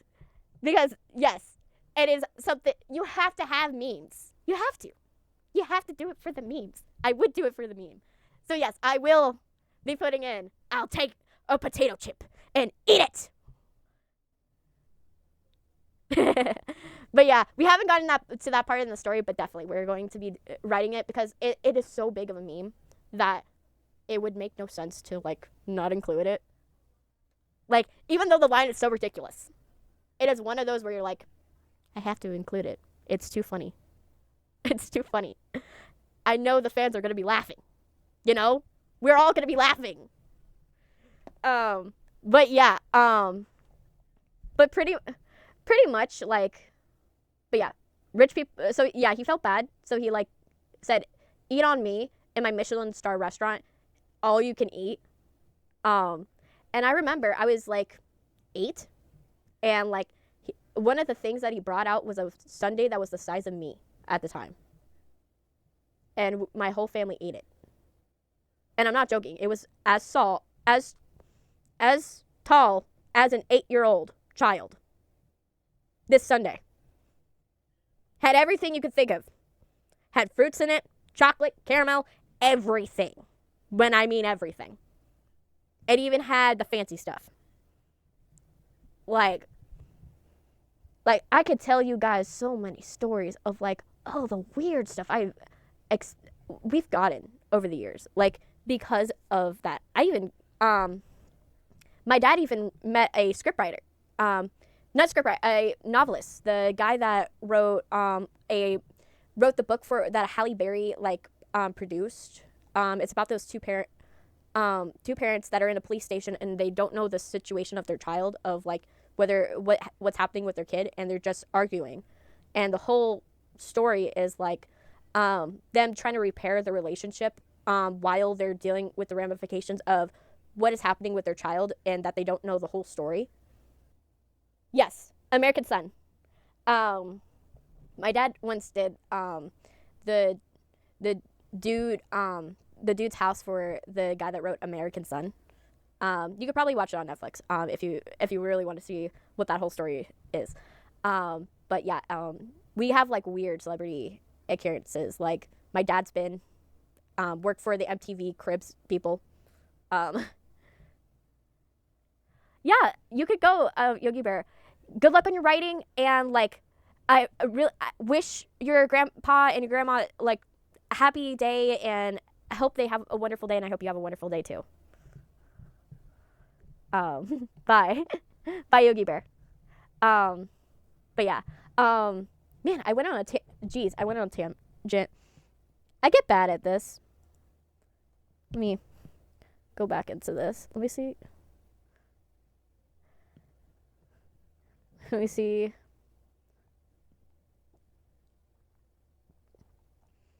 But yeah. I'm trying to find which tab is the one I'm supposed to be on. Okay. Jeez, there's the tab. Okay. All this looking up. Jeez. But yeah. But yeah. So I'm gonna add the potato chip scene. I think the potato chip scene happens not after this scene, but like I think it's supposed to happen like I would say around maybe page 14, maybe page 14, if I do my math right. For those you are wondering, what do I mean by math? There's when you do script writing, there's mathematics that are involved in script writing. You have to calculate for pacing numbers and for beat numbers. And for you to know what that means is that in script writing, acts are broken down in 4 parts instead of 3. So there's 4 parts in a story. You have to divide the amount of pages by 4 parts. And then to get the beat number, you have to measure the amount of actions and reactions by how many per minute. So per minute, in order to figure out how many actions and reactions. Ideally, the higher the beat number, the more binge-worthy the show is. So like Deathnote has a very high beat number if you watch the anime. The binge number I think is 64 on average, which is pretty good considering the show is like 24 minutes. So so yeah, Light walks down the stairs, walks towards the dining table. A young girl young girl is sitting. Ay ay ay. Sitting. A young girl is sitting. At the table across from light. Light pulls out a chair and sits in it. Sits in it. All right. So what we're gonna do now is light.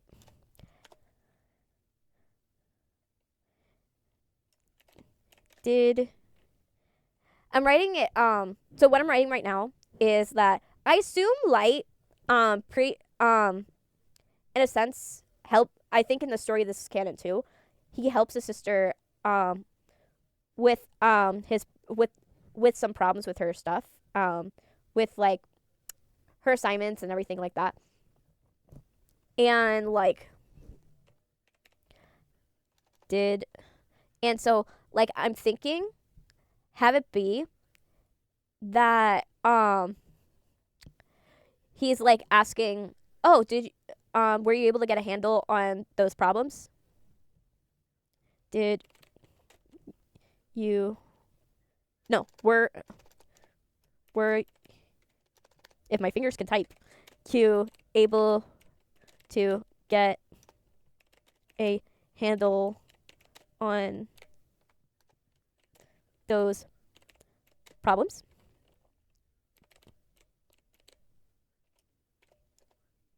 I forgot what his sister's name was. Let me see. What was your name? What was your name?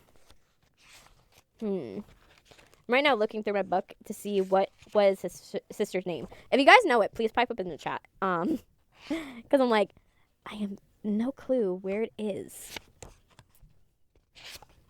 Let me see.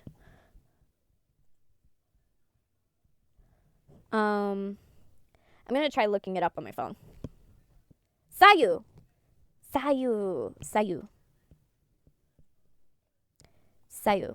Alright. So Sayu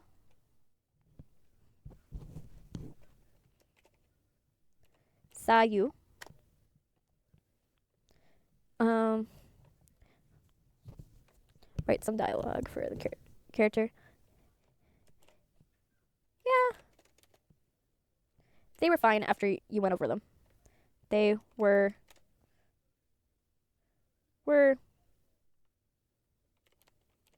fine after the ones we went over. After the other ones yeah, they were fine. They're fine. The ones you showed me really helped. Me really helped. Okay. Okay. So now we've got to change this because since I changed the dialogue, I have to introduce her. Sayu. Oh, got to do it right. Sayu. Because whenever you introduce a character, you have to capitalize it in the first instance that they're introduced. So Sayu, I would say she's like let's say preteen. Preteen wearing a middle school uniform, wearing a middle school uniform, is sitting at the table across from Light.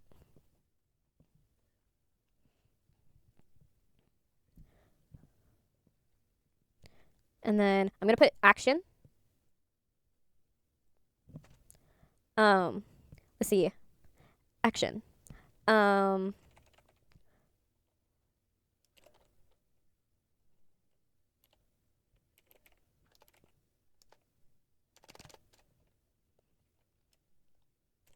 Lights. Miss Yagami. Miss Yagami.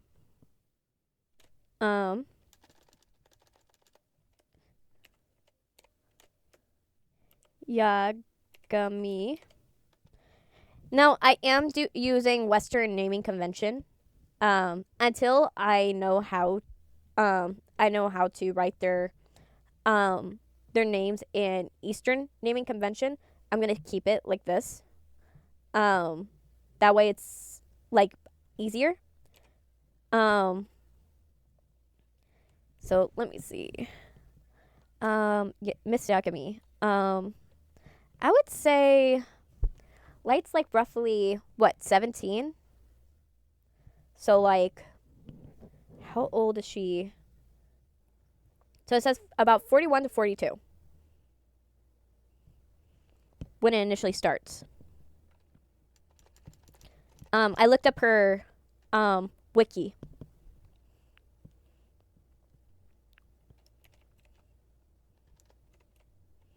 Sachiko.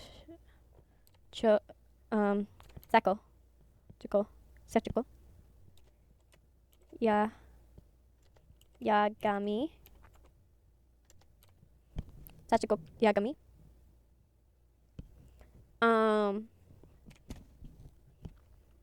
Early 40s. Oh. Early 40s. Early 40s.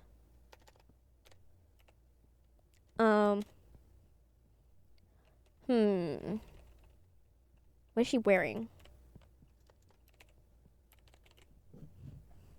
Let me consult the book.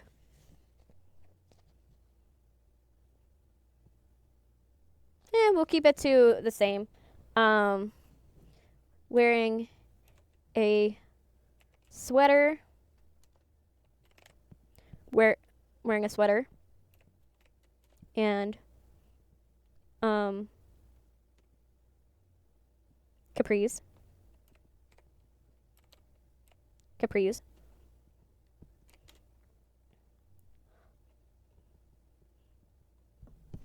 Walks to the table, and the table holding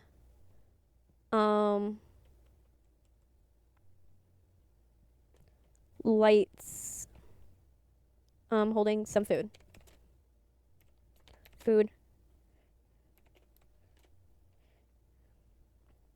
She lays it on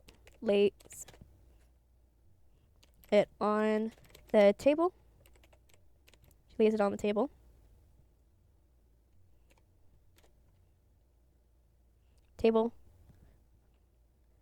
And table in front of Light. She pulls out a chair.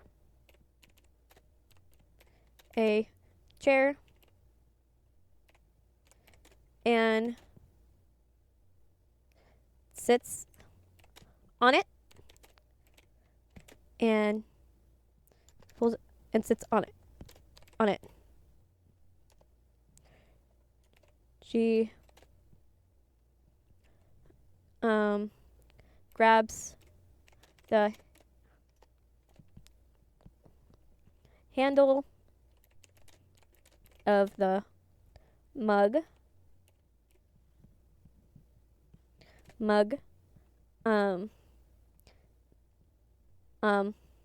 with fill, fill, filled with a hot beverage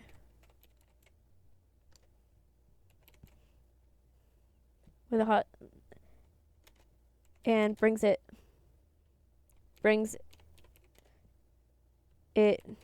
to her mouth. Sayu. Ooh, it's glitching again. I'm just gonna do this, and I'm gonna recycle it. Reload. Okay. So it should. No!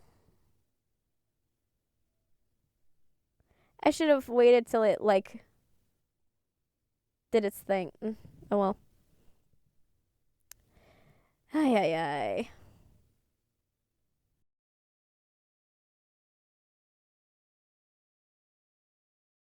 A hot beverage.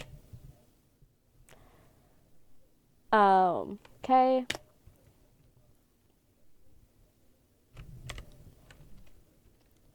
And then Miss Yagami. And if I remember correctly, I looked it up on the wiki. Her name was Sariko.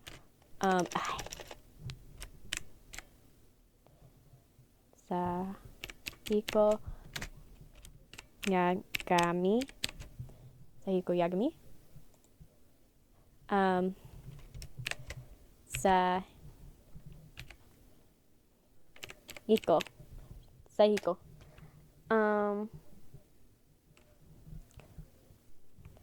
Sahiko. We're gonna go like that. We're gonna go file, and we're gonna save it this time, and then reprocess it.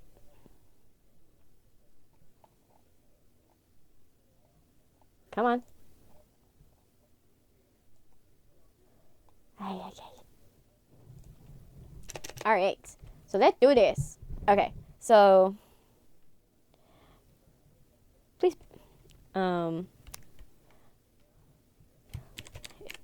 Light, do you remember Light, your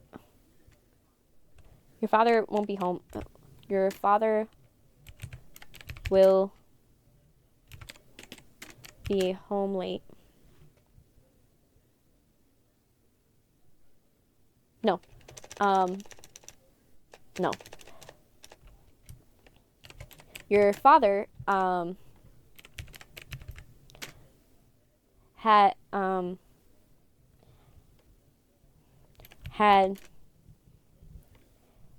a new developing has a new developing case, and so he had to rush out this morning. No, developing. She wouldn't say developing. She would say a new case. A new case. So he had to head out early. He had to head out early.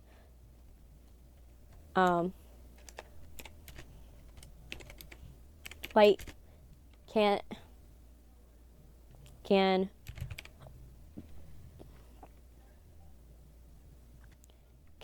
you and then I'm gonna put this whenever you see 2 dashes, it means that someone's sentence just got cut off. So I'm cutting off our sentence with, it's fine,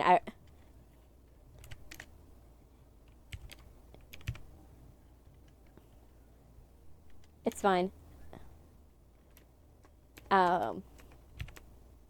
It's fine. It's fine.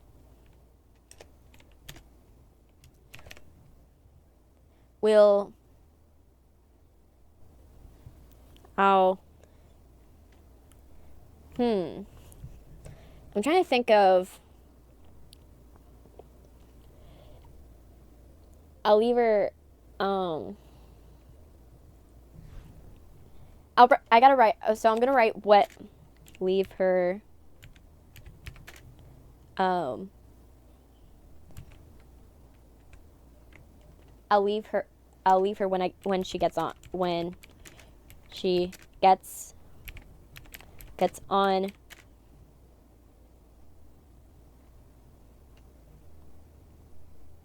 I'll leave her when she gets on and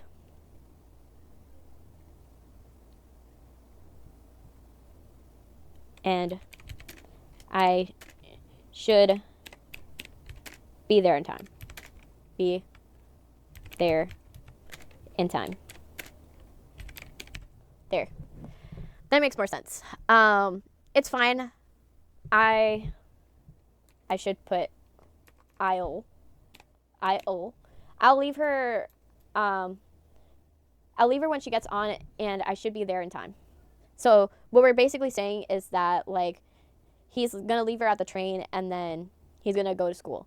Most people are not gonna say like, oh, I'll leave her at the train and I'll go to school. Most of the time you have to write conversations and like stories in a way where you're not doing since I know I'm going to be showing them going on the train, it doesn't make sense for me to say that to like say it clearly here. And also it feels inorganic because like his mom knows exactly what he's about to say and he also knows what his mom's about to say. That's why he cuts her off. And so that's why to make it feel more organic, you kind of have to leave out details because naturally in the course of a conversation, you're not going to say, "Oh, I'm going to leave her at the train in Shayuko and head to my school that is here." You're not going to say that. You're just going to be saying, "I'm going to leave her when she gets on and I'll be there in time." It's something that's one difference between novel writing and that is that novel writing is not meant to be very visual, so you kind of can exposit a little bit, but in film, every second counts. Every second counts, so you can't just be like rehashing old details, unless they are something being rehashed on purpose, where like it's a recurring theme. So it's fine. I'll leave her when she gets on. I should be there in time.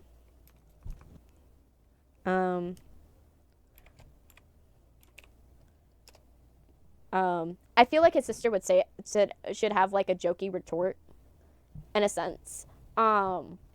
She should have something where she's like, so you're just gonna drop me on the side of the road, like, or you're gonna drop me like a sack of potatoes or something like that, something stupid like that, like something like she's joking with him, but like that.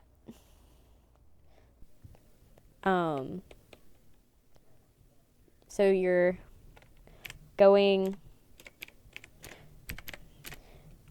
to drop me like a sack of potatoes. Potatoes. Sack of potatoes. Okay, potatoes. Okay. Yes, indeed. Yep.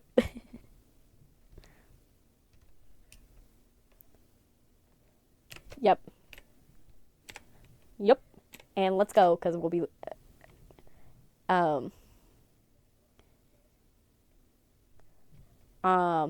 Yep. And we gotta go. Let's go now. Let go now before you miss the train. And let's go now before you miss the train. All right. Okay. Part of the reason why I'm also putting this in, I'm seeding this in, is also I'm trying to foreshadow. So I want that every moment in their journey, I'm foreshadowing what has been happening. This case. What does the case look like? Like all this stuff,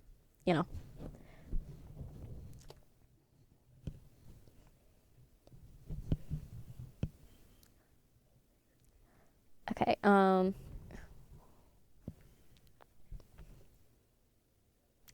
And we're gonna do scene heading, exterior, lighthouse, Sayu,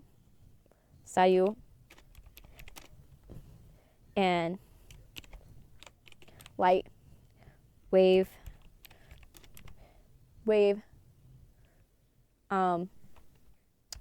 are wave 2, their wave 2 Sachiko,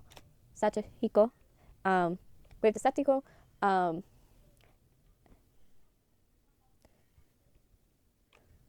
who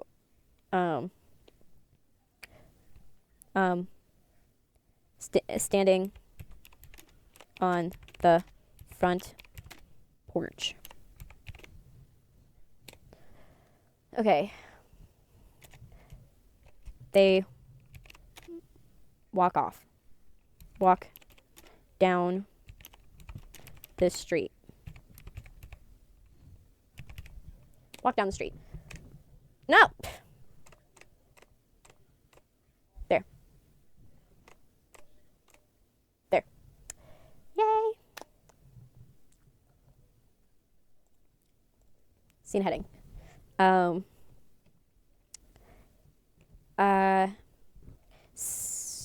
Exterior,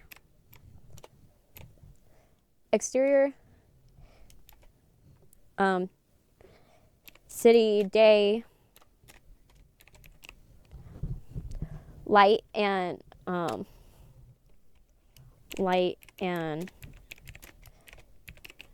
walk beside each other, walk beside each other and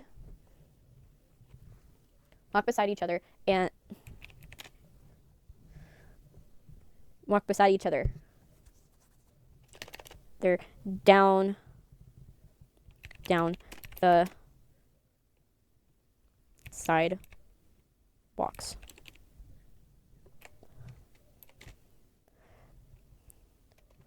They walk past a store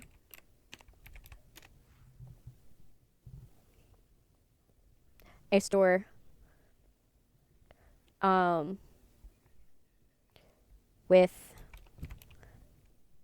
a news reporter on screen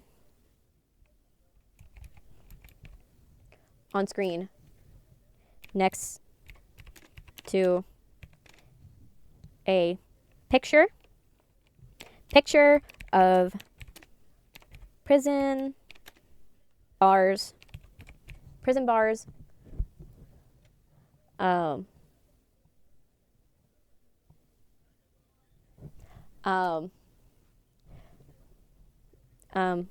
with text over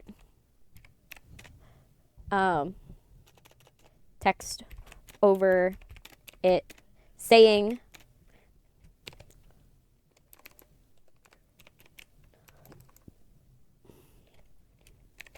death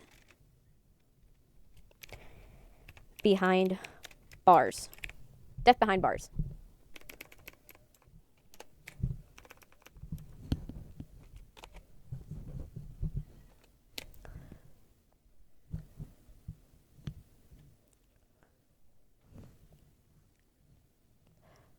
Okay.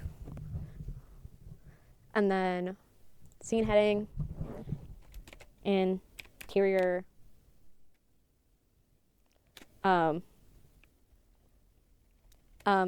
train station,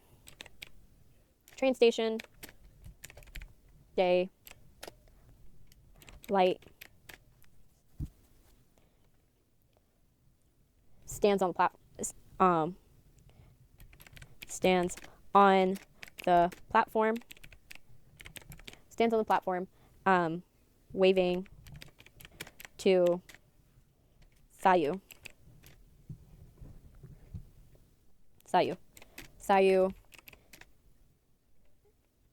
is walking into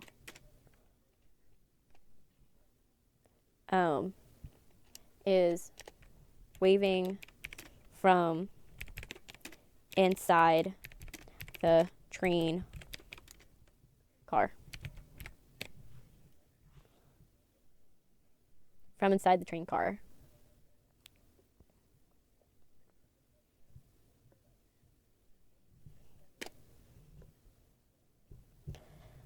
Okay.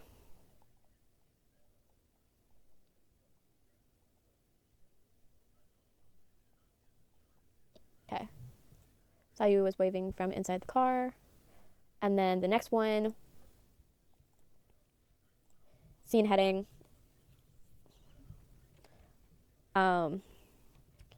Exterior.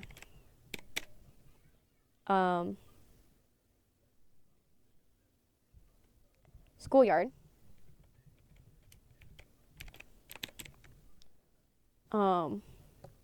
Exterior schoolyard. No. Exterior, I'm gonna say city. Still city. Light walks down the sidewalk. Walks sidewalk. Walks down the sidewalk and stops at a crossing, a street, crossing.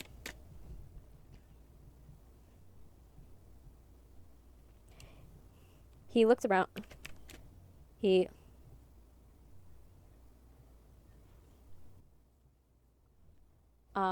Oh, you're back, Yogi Bear. Oh, good to see you. You did say that writing would be quick. We're right now, I'm writing, yeah.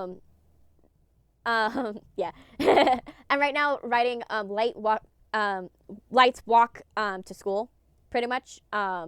So right now I'm writing, what the game plan is that, so right now I'm in the area where I'm gonna write is he's gonna look around, like he feels like he's being watched in a sense, right? You know how when you're feeling how you feel when you like feel like you're being watched, but you can't tell where, and so you're just looking around, but you don't know where.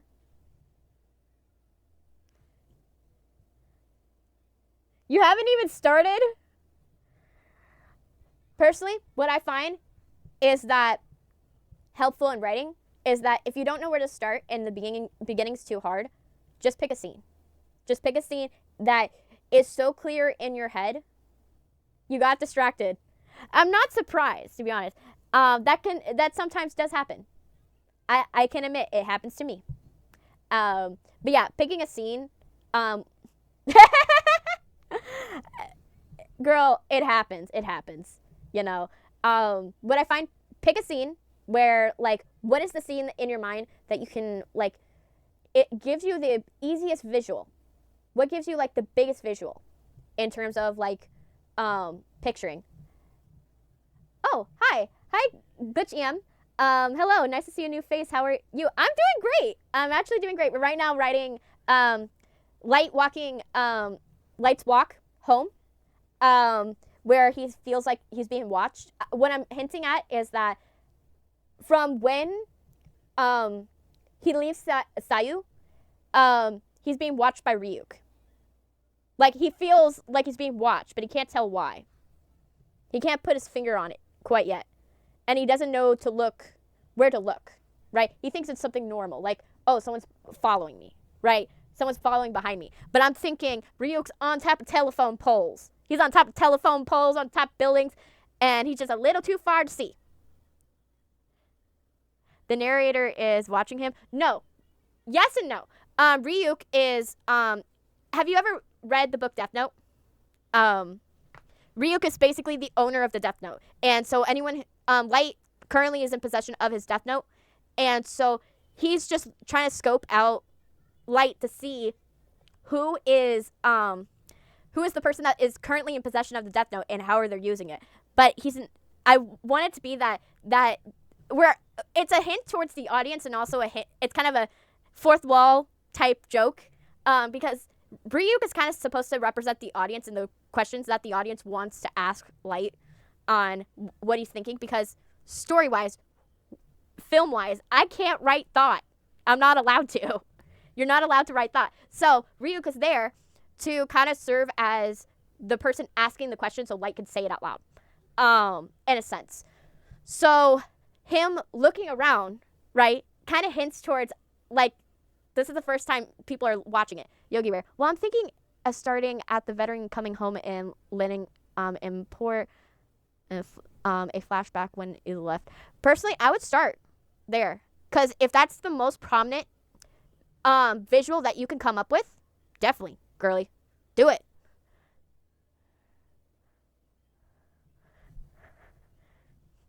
But yeah, like, I would go from that scene. Because for me, even in my own writing, when I'm stuck on a scene or anything like that, I rather write around the scene, because sometimes when you write around the scene or write the scene that's most clear in your head, it'll lead to the next scene that's most clear in your head. And then even if those things are not too connected, then there's a couple scenes in between, they could tell you how you're supposed to write the scenes in between so that way you can leave from point A to point D. If you know what I mean. It'll tell you how B and C are supposed to go. Because cause and effect dictates is that something had to happen for this to happen, so that way that can happen. So highly suggest use that scene. Use that, start writing that, and it'll get you into it. My tip you can try is to leave the audience to imagine a bit in your text. Just an idea. All right. Yeah, that kind of helps with horror. It helps because then it's like that. But what they're writing, what she's writing is actually a nonfiction for her history class. And so like it's kind of hard to write it for that. Because she has to give some details. And so she's going into the nonfiction territory. So yes, that does work for horror, but when you're going into nonfiction, it kind of, yeah, you get what I mean, right? So yeah, she's writing a nonfiction, but she's having a hard time writing it because she's having fun here, but also she's also it's hard to get into the writing, and I totally understand. I have a story that like I've been working on for so long, and it's been so hard to get to it. I know the beginning scene and I know the ending.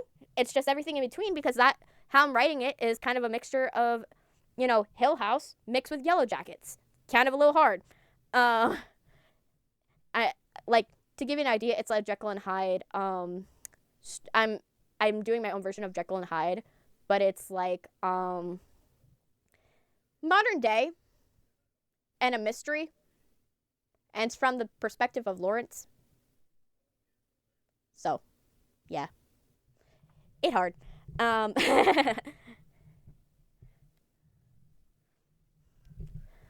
But yeah. So yeah. So while you guys work it out in the chat, I'm working on this. So what I'm gonna do is I'm gonna have him looking around, and trying to see who's following him, but he doesn't know where to look. He looks around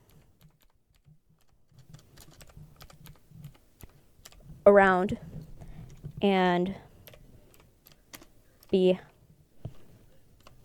him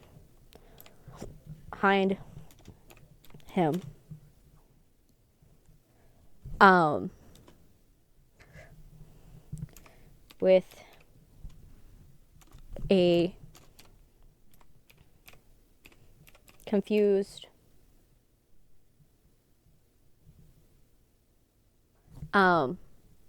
look.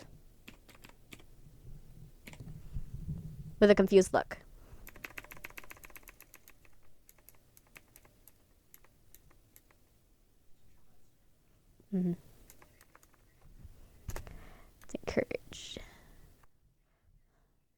Well, yeah.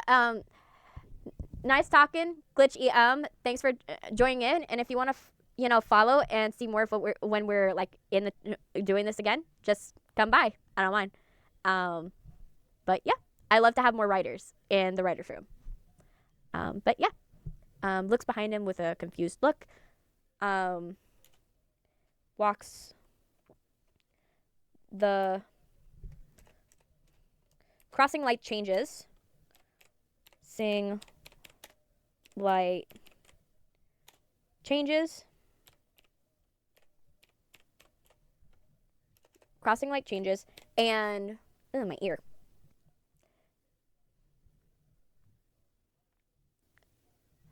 Or should he have gotten drafted, or should he sign up for it? Well, it really depends. Because if you're going off of your grandfather's story, I would stick to that. But if you want to go and go off and like kind of create even more of a nightmare scenario of this, I would say drafted. Because especially around the Vietnam War, it was a war that not a lot of people wanted to fight. So being drafted for some people was a nightmare. And a lot of people try to get out of it. So I think drafted would probably be cool because you have this person that already doesn't want to fight in this war, and then like they have to then kind of not, I wouldn't say face the wreckage, but like kind of like it could go one of two ways. They're either drafted and they've just have to make the best of their situation, or someone he signs up thinking like the war is one thing and then it's another thing, and this bright-eyed bushy-tailed person just has to like basically learn to like, we just see him being beaten down by the war and they try to extrapolate some type of hope from it, right? It's one of those two, for the most part, because you kind of have to create a journey for them. And I say drafted because it's the experience of a lot of people. And I think that, trying to tell a story of someone that's trying to like find something, not find something to love in war, but find something to keep them going in war is a very compelling. He signed up because the character heard the stories from his grandfather in World War II and thought it was I believe A. A is a lot better because if you're gonna do A is a lot better because always scared doesn't really add a lot of reason. Always scared could mean that like he's going into war for just to like overcome fear. That's not gonna he's gonna come out with some more. I would say go with A. If you're gonna go for Plan B, where he signs up, he signs up for it. Definitely go with he signs up because the character heard stories of his grandfather in World War II. Because he's thinking of like, oh, I could be a cool war hero. I could be someone that like I can. Oh, he's drafted. I wouldn't say that he would be scared, but he would probably be like, he's trying to find ways. You could start off with a scene where he's like he's attempting his way to avoid the draft, and it doesn't work, and he gets pulled in, and forced into it. You can do it that way, where he's attempting to like, oh, he's trying to move to Canada, or he's trying to like get into a college really, really quick. Like he's trying to get into college really quick. He's like, I don't got the grades, but I need to find a way to like kind of con my way into college, or or I need to move to Canada, something like that. And either him trying to go to Canada doesn't work out, and he just gets either stopped at the border, or he or like he has a wife or like a girlfriend that just doesn't want to see him go, and he kind of feels bad, and so he's like doesn't want to, because she's like I don't want you to get in trouble. I don't want you to like I don't want you to like get in trouble with the government, because we've seen how they are towards people who try to flee their draft. and she doesn't want to go because she's like she has too many friends and too many memories in that one place, and so she's like, I don't want to go and leave, and then I'm like, there's too many memories here. If I leave, I'm just starting over. But she doesn't see that he's hurting. He's gonna, like, her decision to like go and stay behind affects his decision, where he's like, I can't go now. Like, I don't want to leave her behind, because he heard stories from his grandfather, because he showed how different it was before he came back, and it shows how vets were treated differently. I do agree that, but like I said, you have to emphasize the doughboy mentality, if you know what I mean, of like, starry-eyed kid really wants. He's like, I'm ready to be a hero. I'm ready to be, like my grandfather, going and like getting rid of the Nazis, all that stuff. You have to really ramp it up and then slap him in the face. Slap him hard in the face with reality. And then he has to try to hold on to hope. He has to try to be like, it ain't that bad. He has to be kind of in denial until he he accepts it towards the end, but then still perseveres through.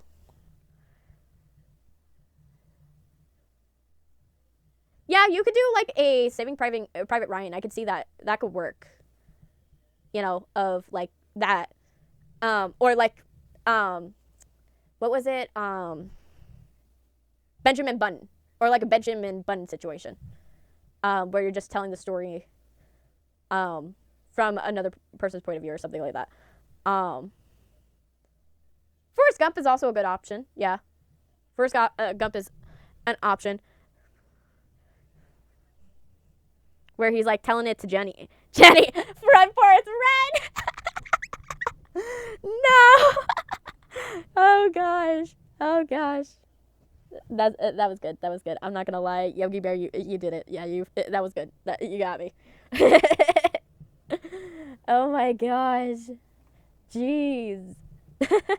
Yeah, Forrest Gump is also a good example of that. It's pretty good. But yeah, definitely, like, I would lean more into, like, start him off like Forrest Gump going into the military, but like, life is a box of chocolates. Not gonna lie, that was you're getting me. But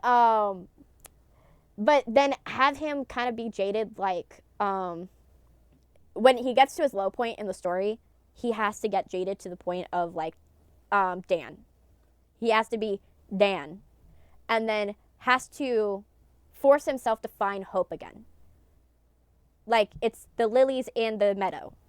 It's the one kid who survived. It's that, where the one thing that keeps him holding on, and then he finally gets home. It has something that brings him back to, like, he's lost his reason. He's lost the reason why you do everything in war. And then, because this is a war that is, that he no longer wants to fight. And then he has to find some reason to, like, keep going. What is it? And you have to find that.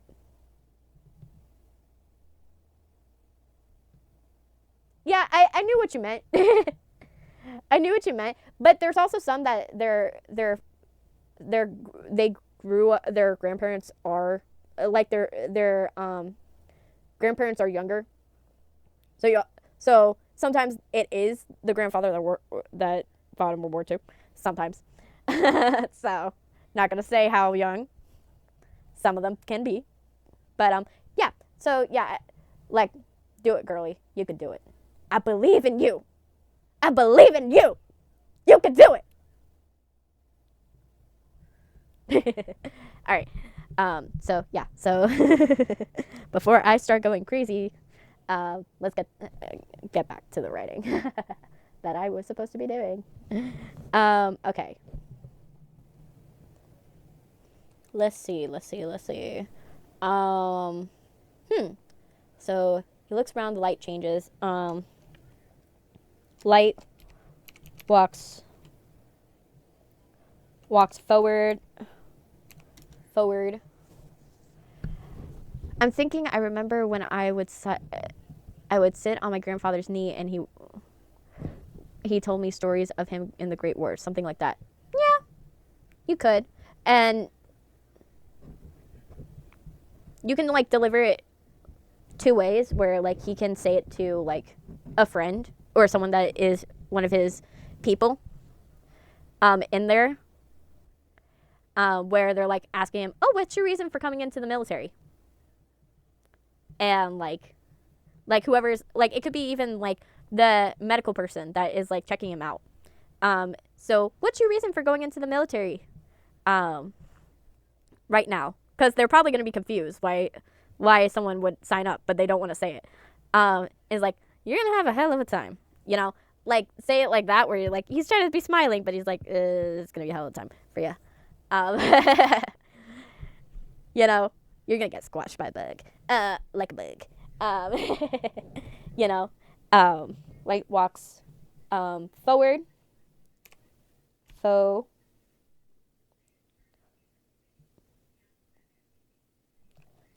It took me a second. I forgot how forward was spelled for 2 seconds.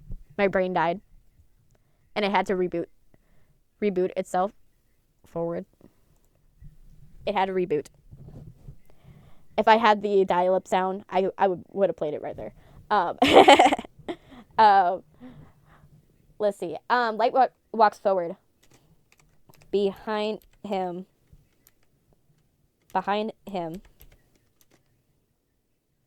A giant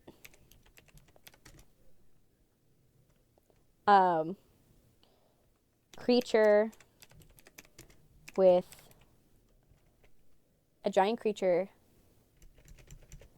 sits on top the telephone.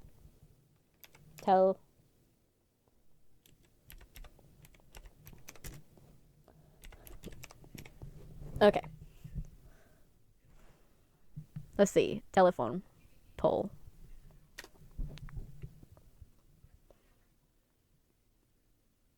Let's see.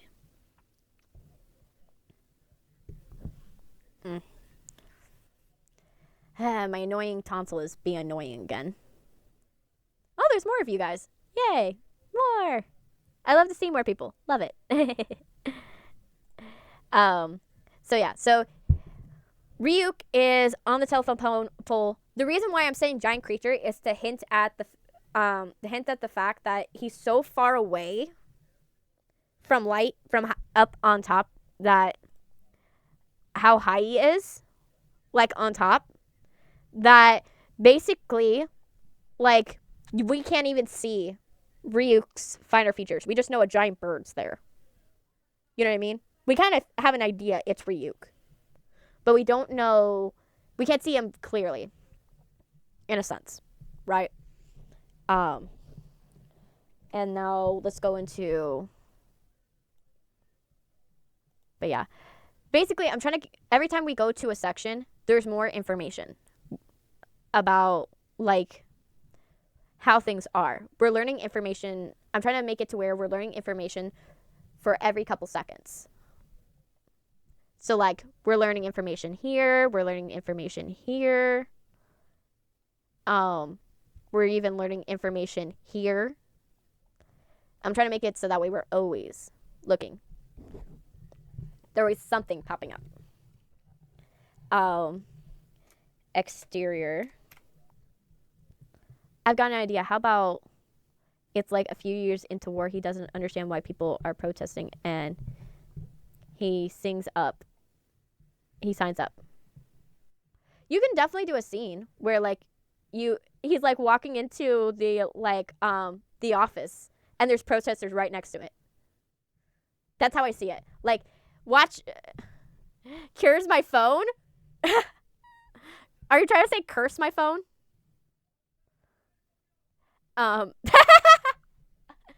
But yeah, so think about it like this, right? he could be like walking down, and we can, like, as he's walking, you can say, like, as he's walking down, like, there's a line of protesters. You're throwing your phone. Oh my gosh. Oh my gosh. You're throwing your phone. But yeah, as the dude's walking, I would say, like, have, like, a line of protesters, and, like, one of them, like, it would be funny if, like, one of them, like, try to grab at him, and is like, don't go in there. You know, don't go in there. You know, and he's, like, confused and walks away and goes in the office. Because he's, like, so confused. He's like, why are there so many protesters? I don't understand. Not reading a single sign. It's kind of like joking all the red flags that he's missing. That's the joke. Like, so many red flags, and he's missing all of them. But yeah. So funny. All right. Kind of like what I'm doing. Let me see. Let's see. What should happen?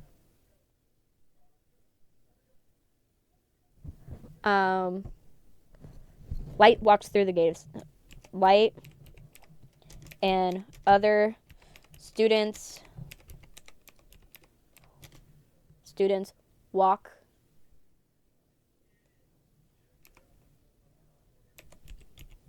through the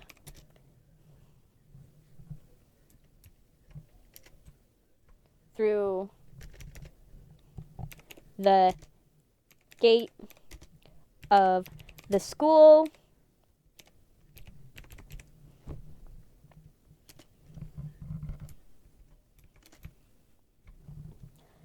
Light and the other students walk through the gate of the school.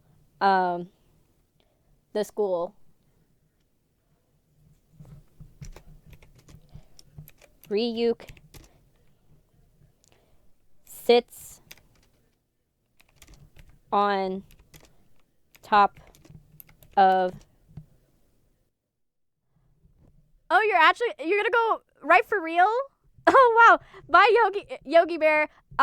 If you want to see more of my content, like, you can subscribe to my YouTube channel. I have more stuff that I do.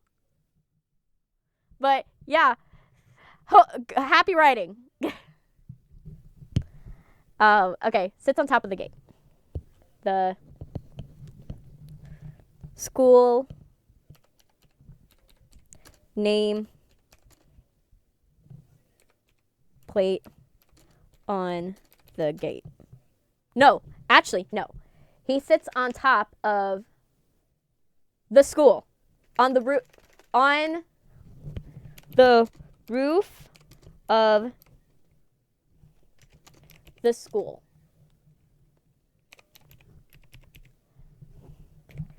So yeah, I'm kind of like treating it like, in a way, I'm kind of treating Ryuk like the Grim Reaper, in a sense that he's like getting closer and closer and closer and closer as like Light, like, you know, gets there. Now here's the thing, right? What should I do? I know I should do a scene where, like, the test scores definitely need to be, like, displayed. Kind of like in every anime, the test scores are always displayed at the, like, top of, like, the, like, on top of the, like, on, like, the wall of, like, the hallway of the school. Like, that's a thing in, like, Komi Can't Communicate. I've seen it in Fruits Basket and stuff like that. So I think that's a thing. So what I see is Light has to come. He comes into school and stuff like that. He's got to go to class, and then we can definitely do I'm kind of on the fence about doing a classroom scene. because it would have to like be adjacent. I don't think it should be another history lecture. But it has to be something where like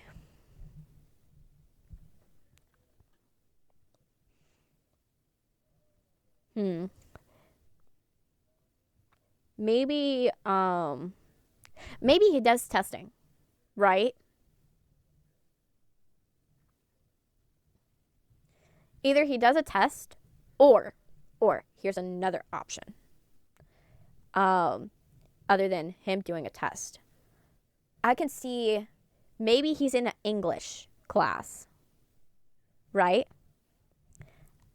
Like, because I know there's English classes in Japan. Right? And he's going and he's doing well in this English class. And it's to kind of hint, because since the Death Note is written in English, right? Wouldn't him all of a sudden, like, his teacher saying, "Oh, Yagami, keep it going. I'm seeing improvement. I'm seeing even more improvement. You know, I'm seeing improvement because I think that it would be funny if like English, he's not bad at English, but I wouldn't say he's like the best, right? Wouldn't it be interesting if that was the case?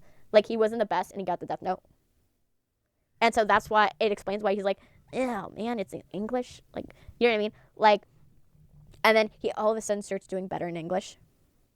Like, and you're like, he's doing better at English. You know, seeding the hints, right? We're seeding the seeds of like destruction in a sense, right? Of like descent. The ones that can know what's going on and have read Death Note know that what I'm doing here. The ones that don't know will be like, okay, he got better at English. Or the ones that are really smart will probably put it together where I'm going with it and being like, he got better at English. Did he use the Death Note?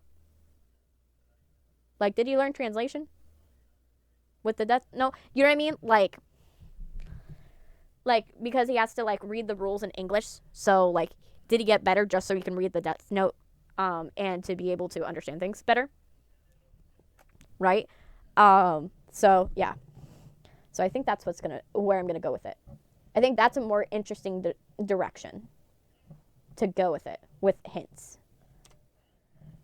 No, not now, no. Scene heading. Okay. But yeah. Interior classroom day. We're just keeping it simple because I know that in Japanese classrooms, they don't change classrooms like in America. They go in, they actually like stay in the same classroom. The teachers just change out. So I think that still in the same classroom, still in the same seat. And yeah, and I could see it as this teacher would have an American name because it would hint towards how in Japan they have a lot of like Americans and European people and stuff like that who travel and work in Japan by teaching English classes. I follow a lot of them on TikTok, so I know they exist. Let me see my goal. How? I'm not even on my goal for today. Wow. For those of you who are wondering, I am only at 112 for today. Wow. Let's see. Okay, so let's do this. So I'm gonna have we don't have to describe the classroom because we kind of have the classroom there. We just have to describe the teacher. What should the teacher's name be? It could be European. What would be like? It could even be British.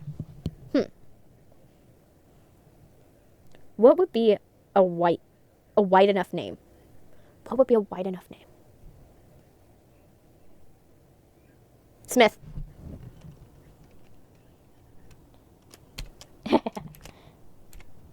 Miss Smith.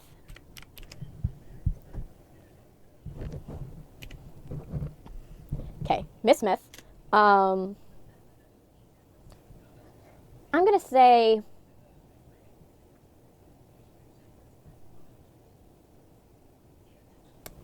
late 30s. Late 30s.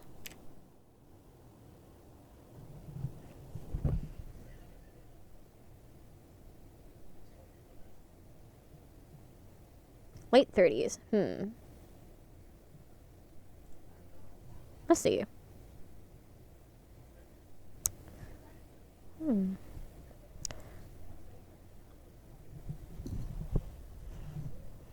Okay.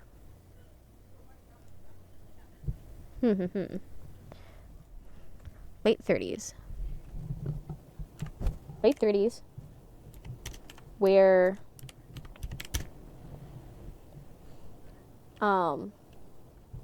wearing her hair up. No. Oh. Early 30s. Where do I want to go with this? Late 30s. Wearing button down shirt and hot. You know what? I'm gonna do capri pants again because capris are very breezy.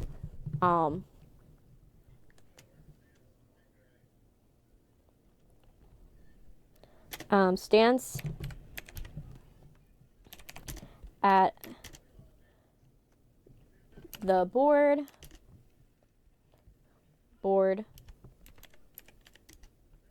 with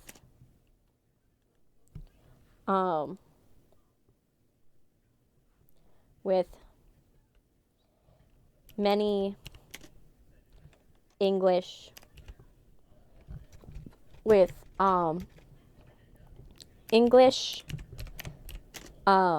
sentences. It says written on it. Written on it.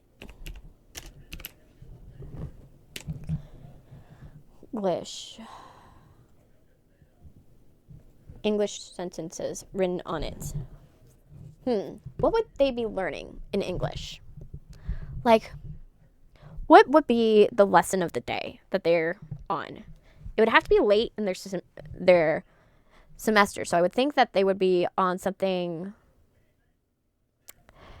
more advanced, but it can't be too advanced because I would think there's still time, right? Let me see.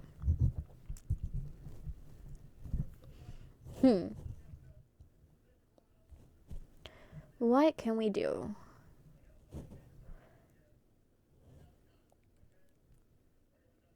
They're not learning English for the first time because I know definitely English gets started taught in like middle school.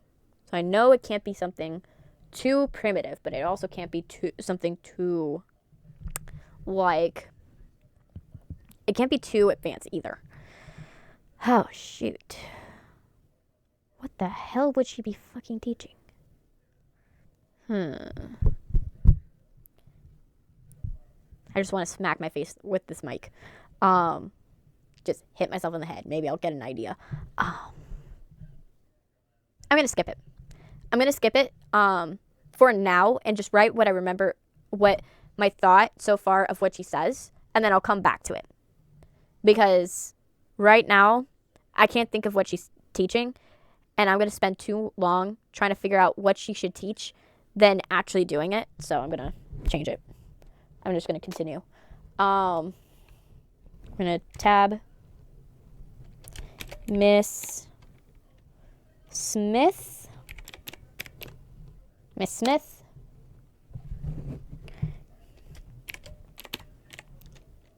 Good job. Good job.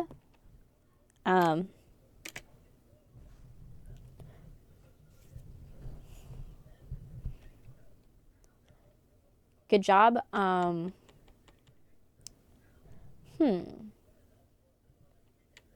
Yagami. I'm just gonna say Yagami because I don't know if even though the English teacher would probably want to address him like light, like address him by his first name, and that would probably be something customary in it. It can also be not taught in Japan because that would be a form of disrespect or impersonality. So I think I'm just gonna stick to Yagami until I learn more about the scene. So good job, Yagami. Good job, Yagami. Good job, Yagami.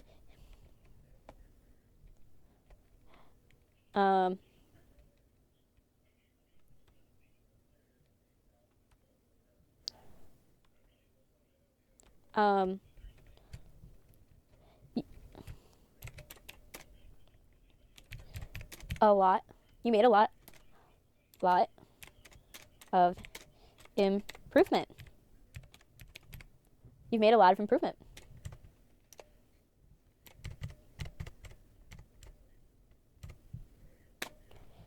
Like,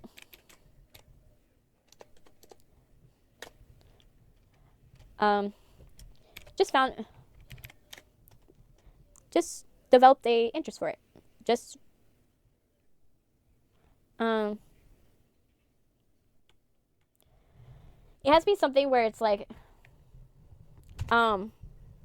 where like he says something,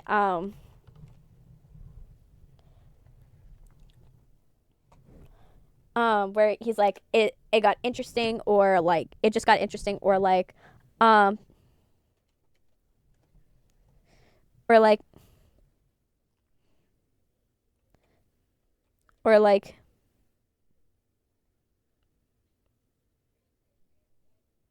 good job, Yagami. You made a lot of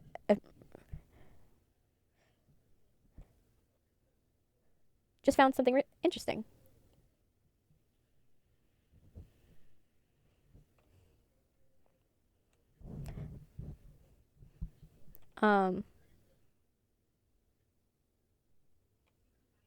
Just gained it became interesting to me. It's interesting.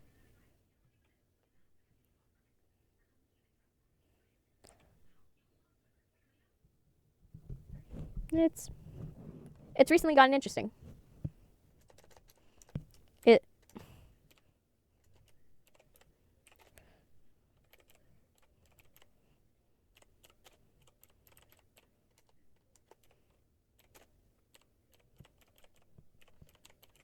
It's recently gotten interesting.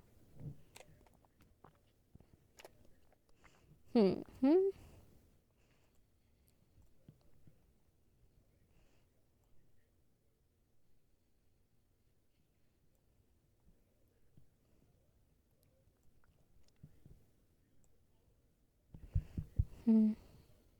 me see how long I've been streaming. Like 4 hours. 4 hours. I think I'm gonna cut it off here for today because right now, my tonsils are starting to hurt again, and I need to start. I haven't eaten yet, so I'm gonna go take ibuprofen. But if you guys love this, please subscribe. You can subscribe to my YouTube down below in the about page, or if you want, follow me. I do this content like every Tuesday. Sometimes I might change it because schedules are schedules, but most of the time I do it every day. I've been doing this on Tuesday, so yeah. Please follow so that we can find out when I do this.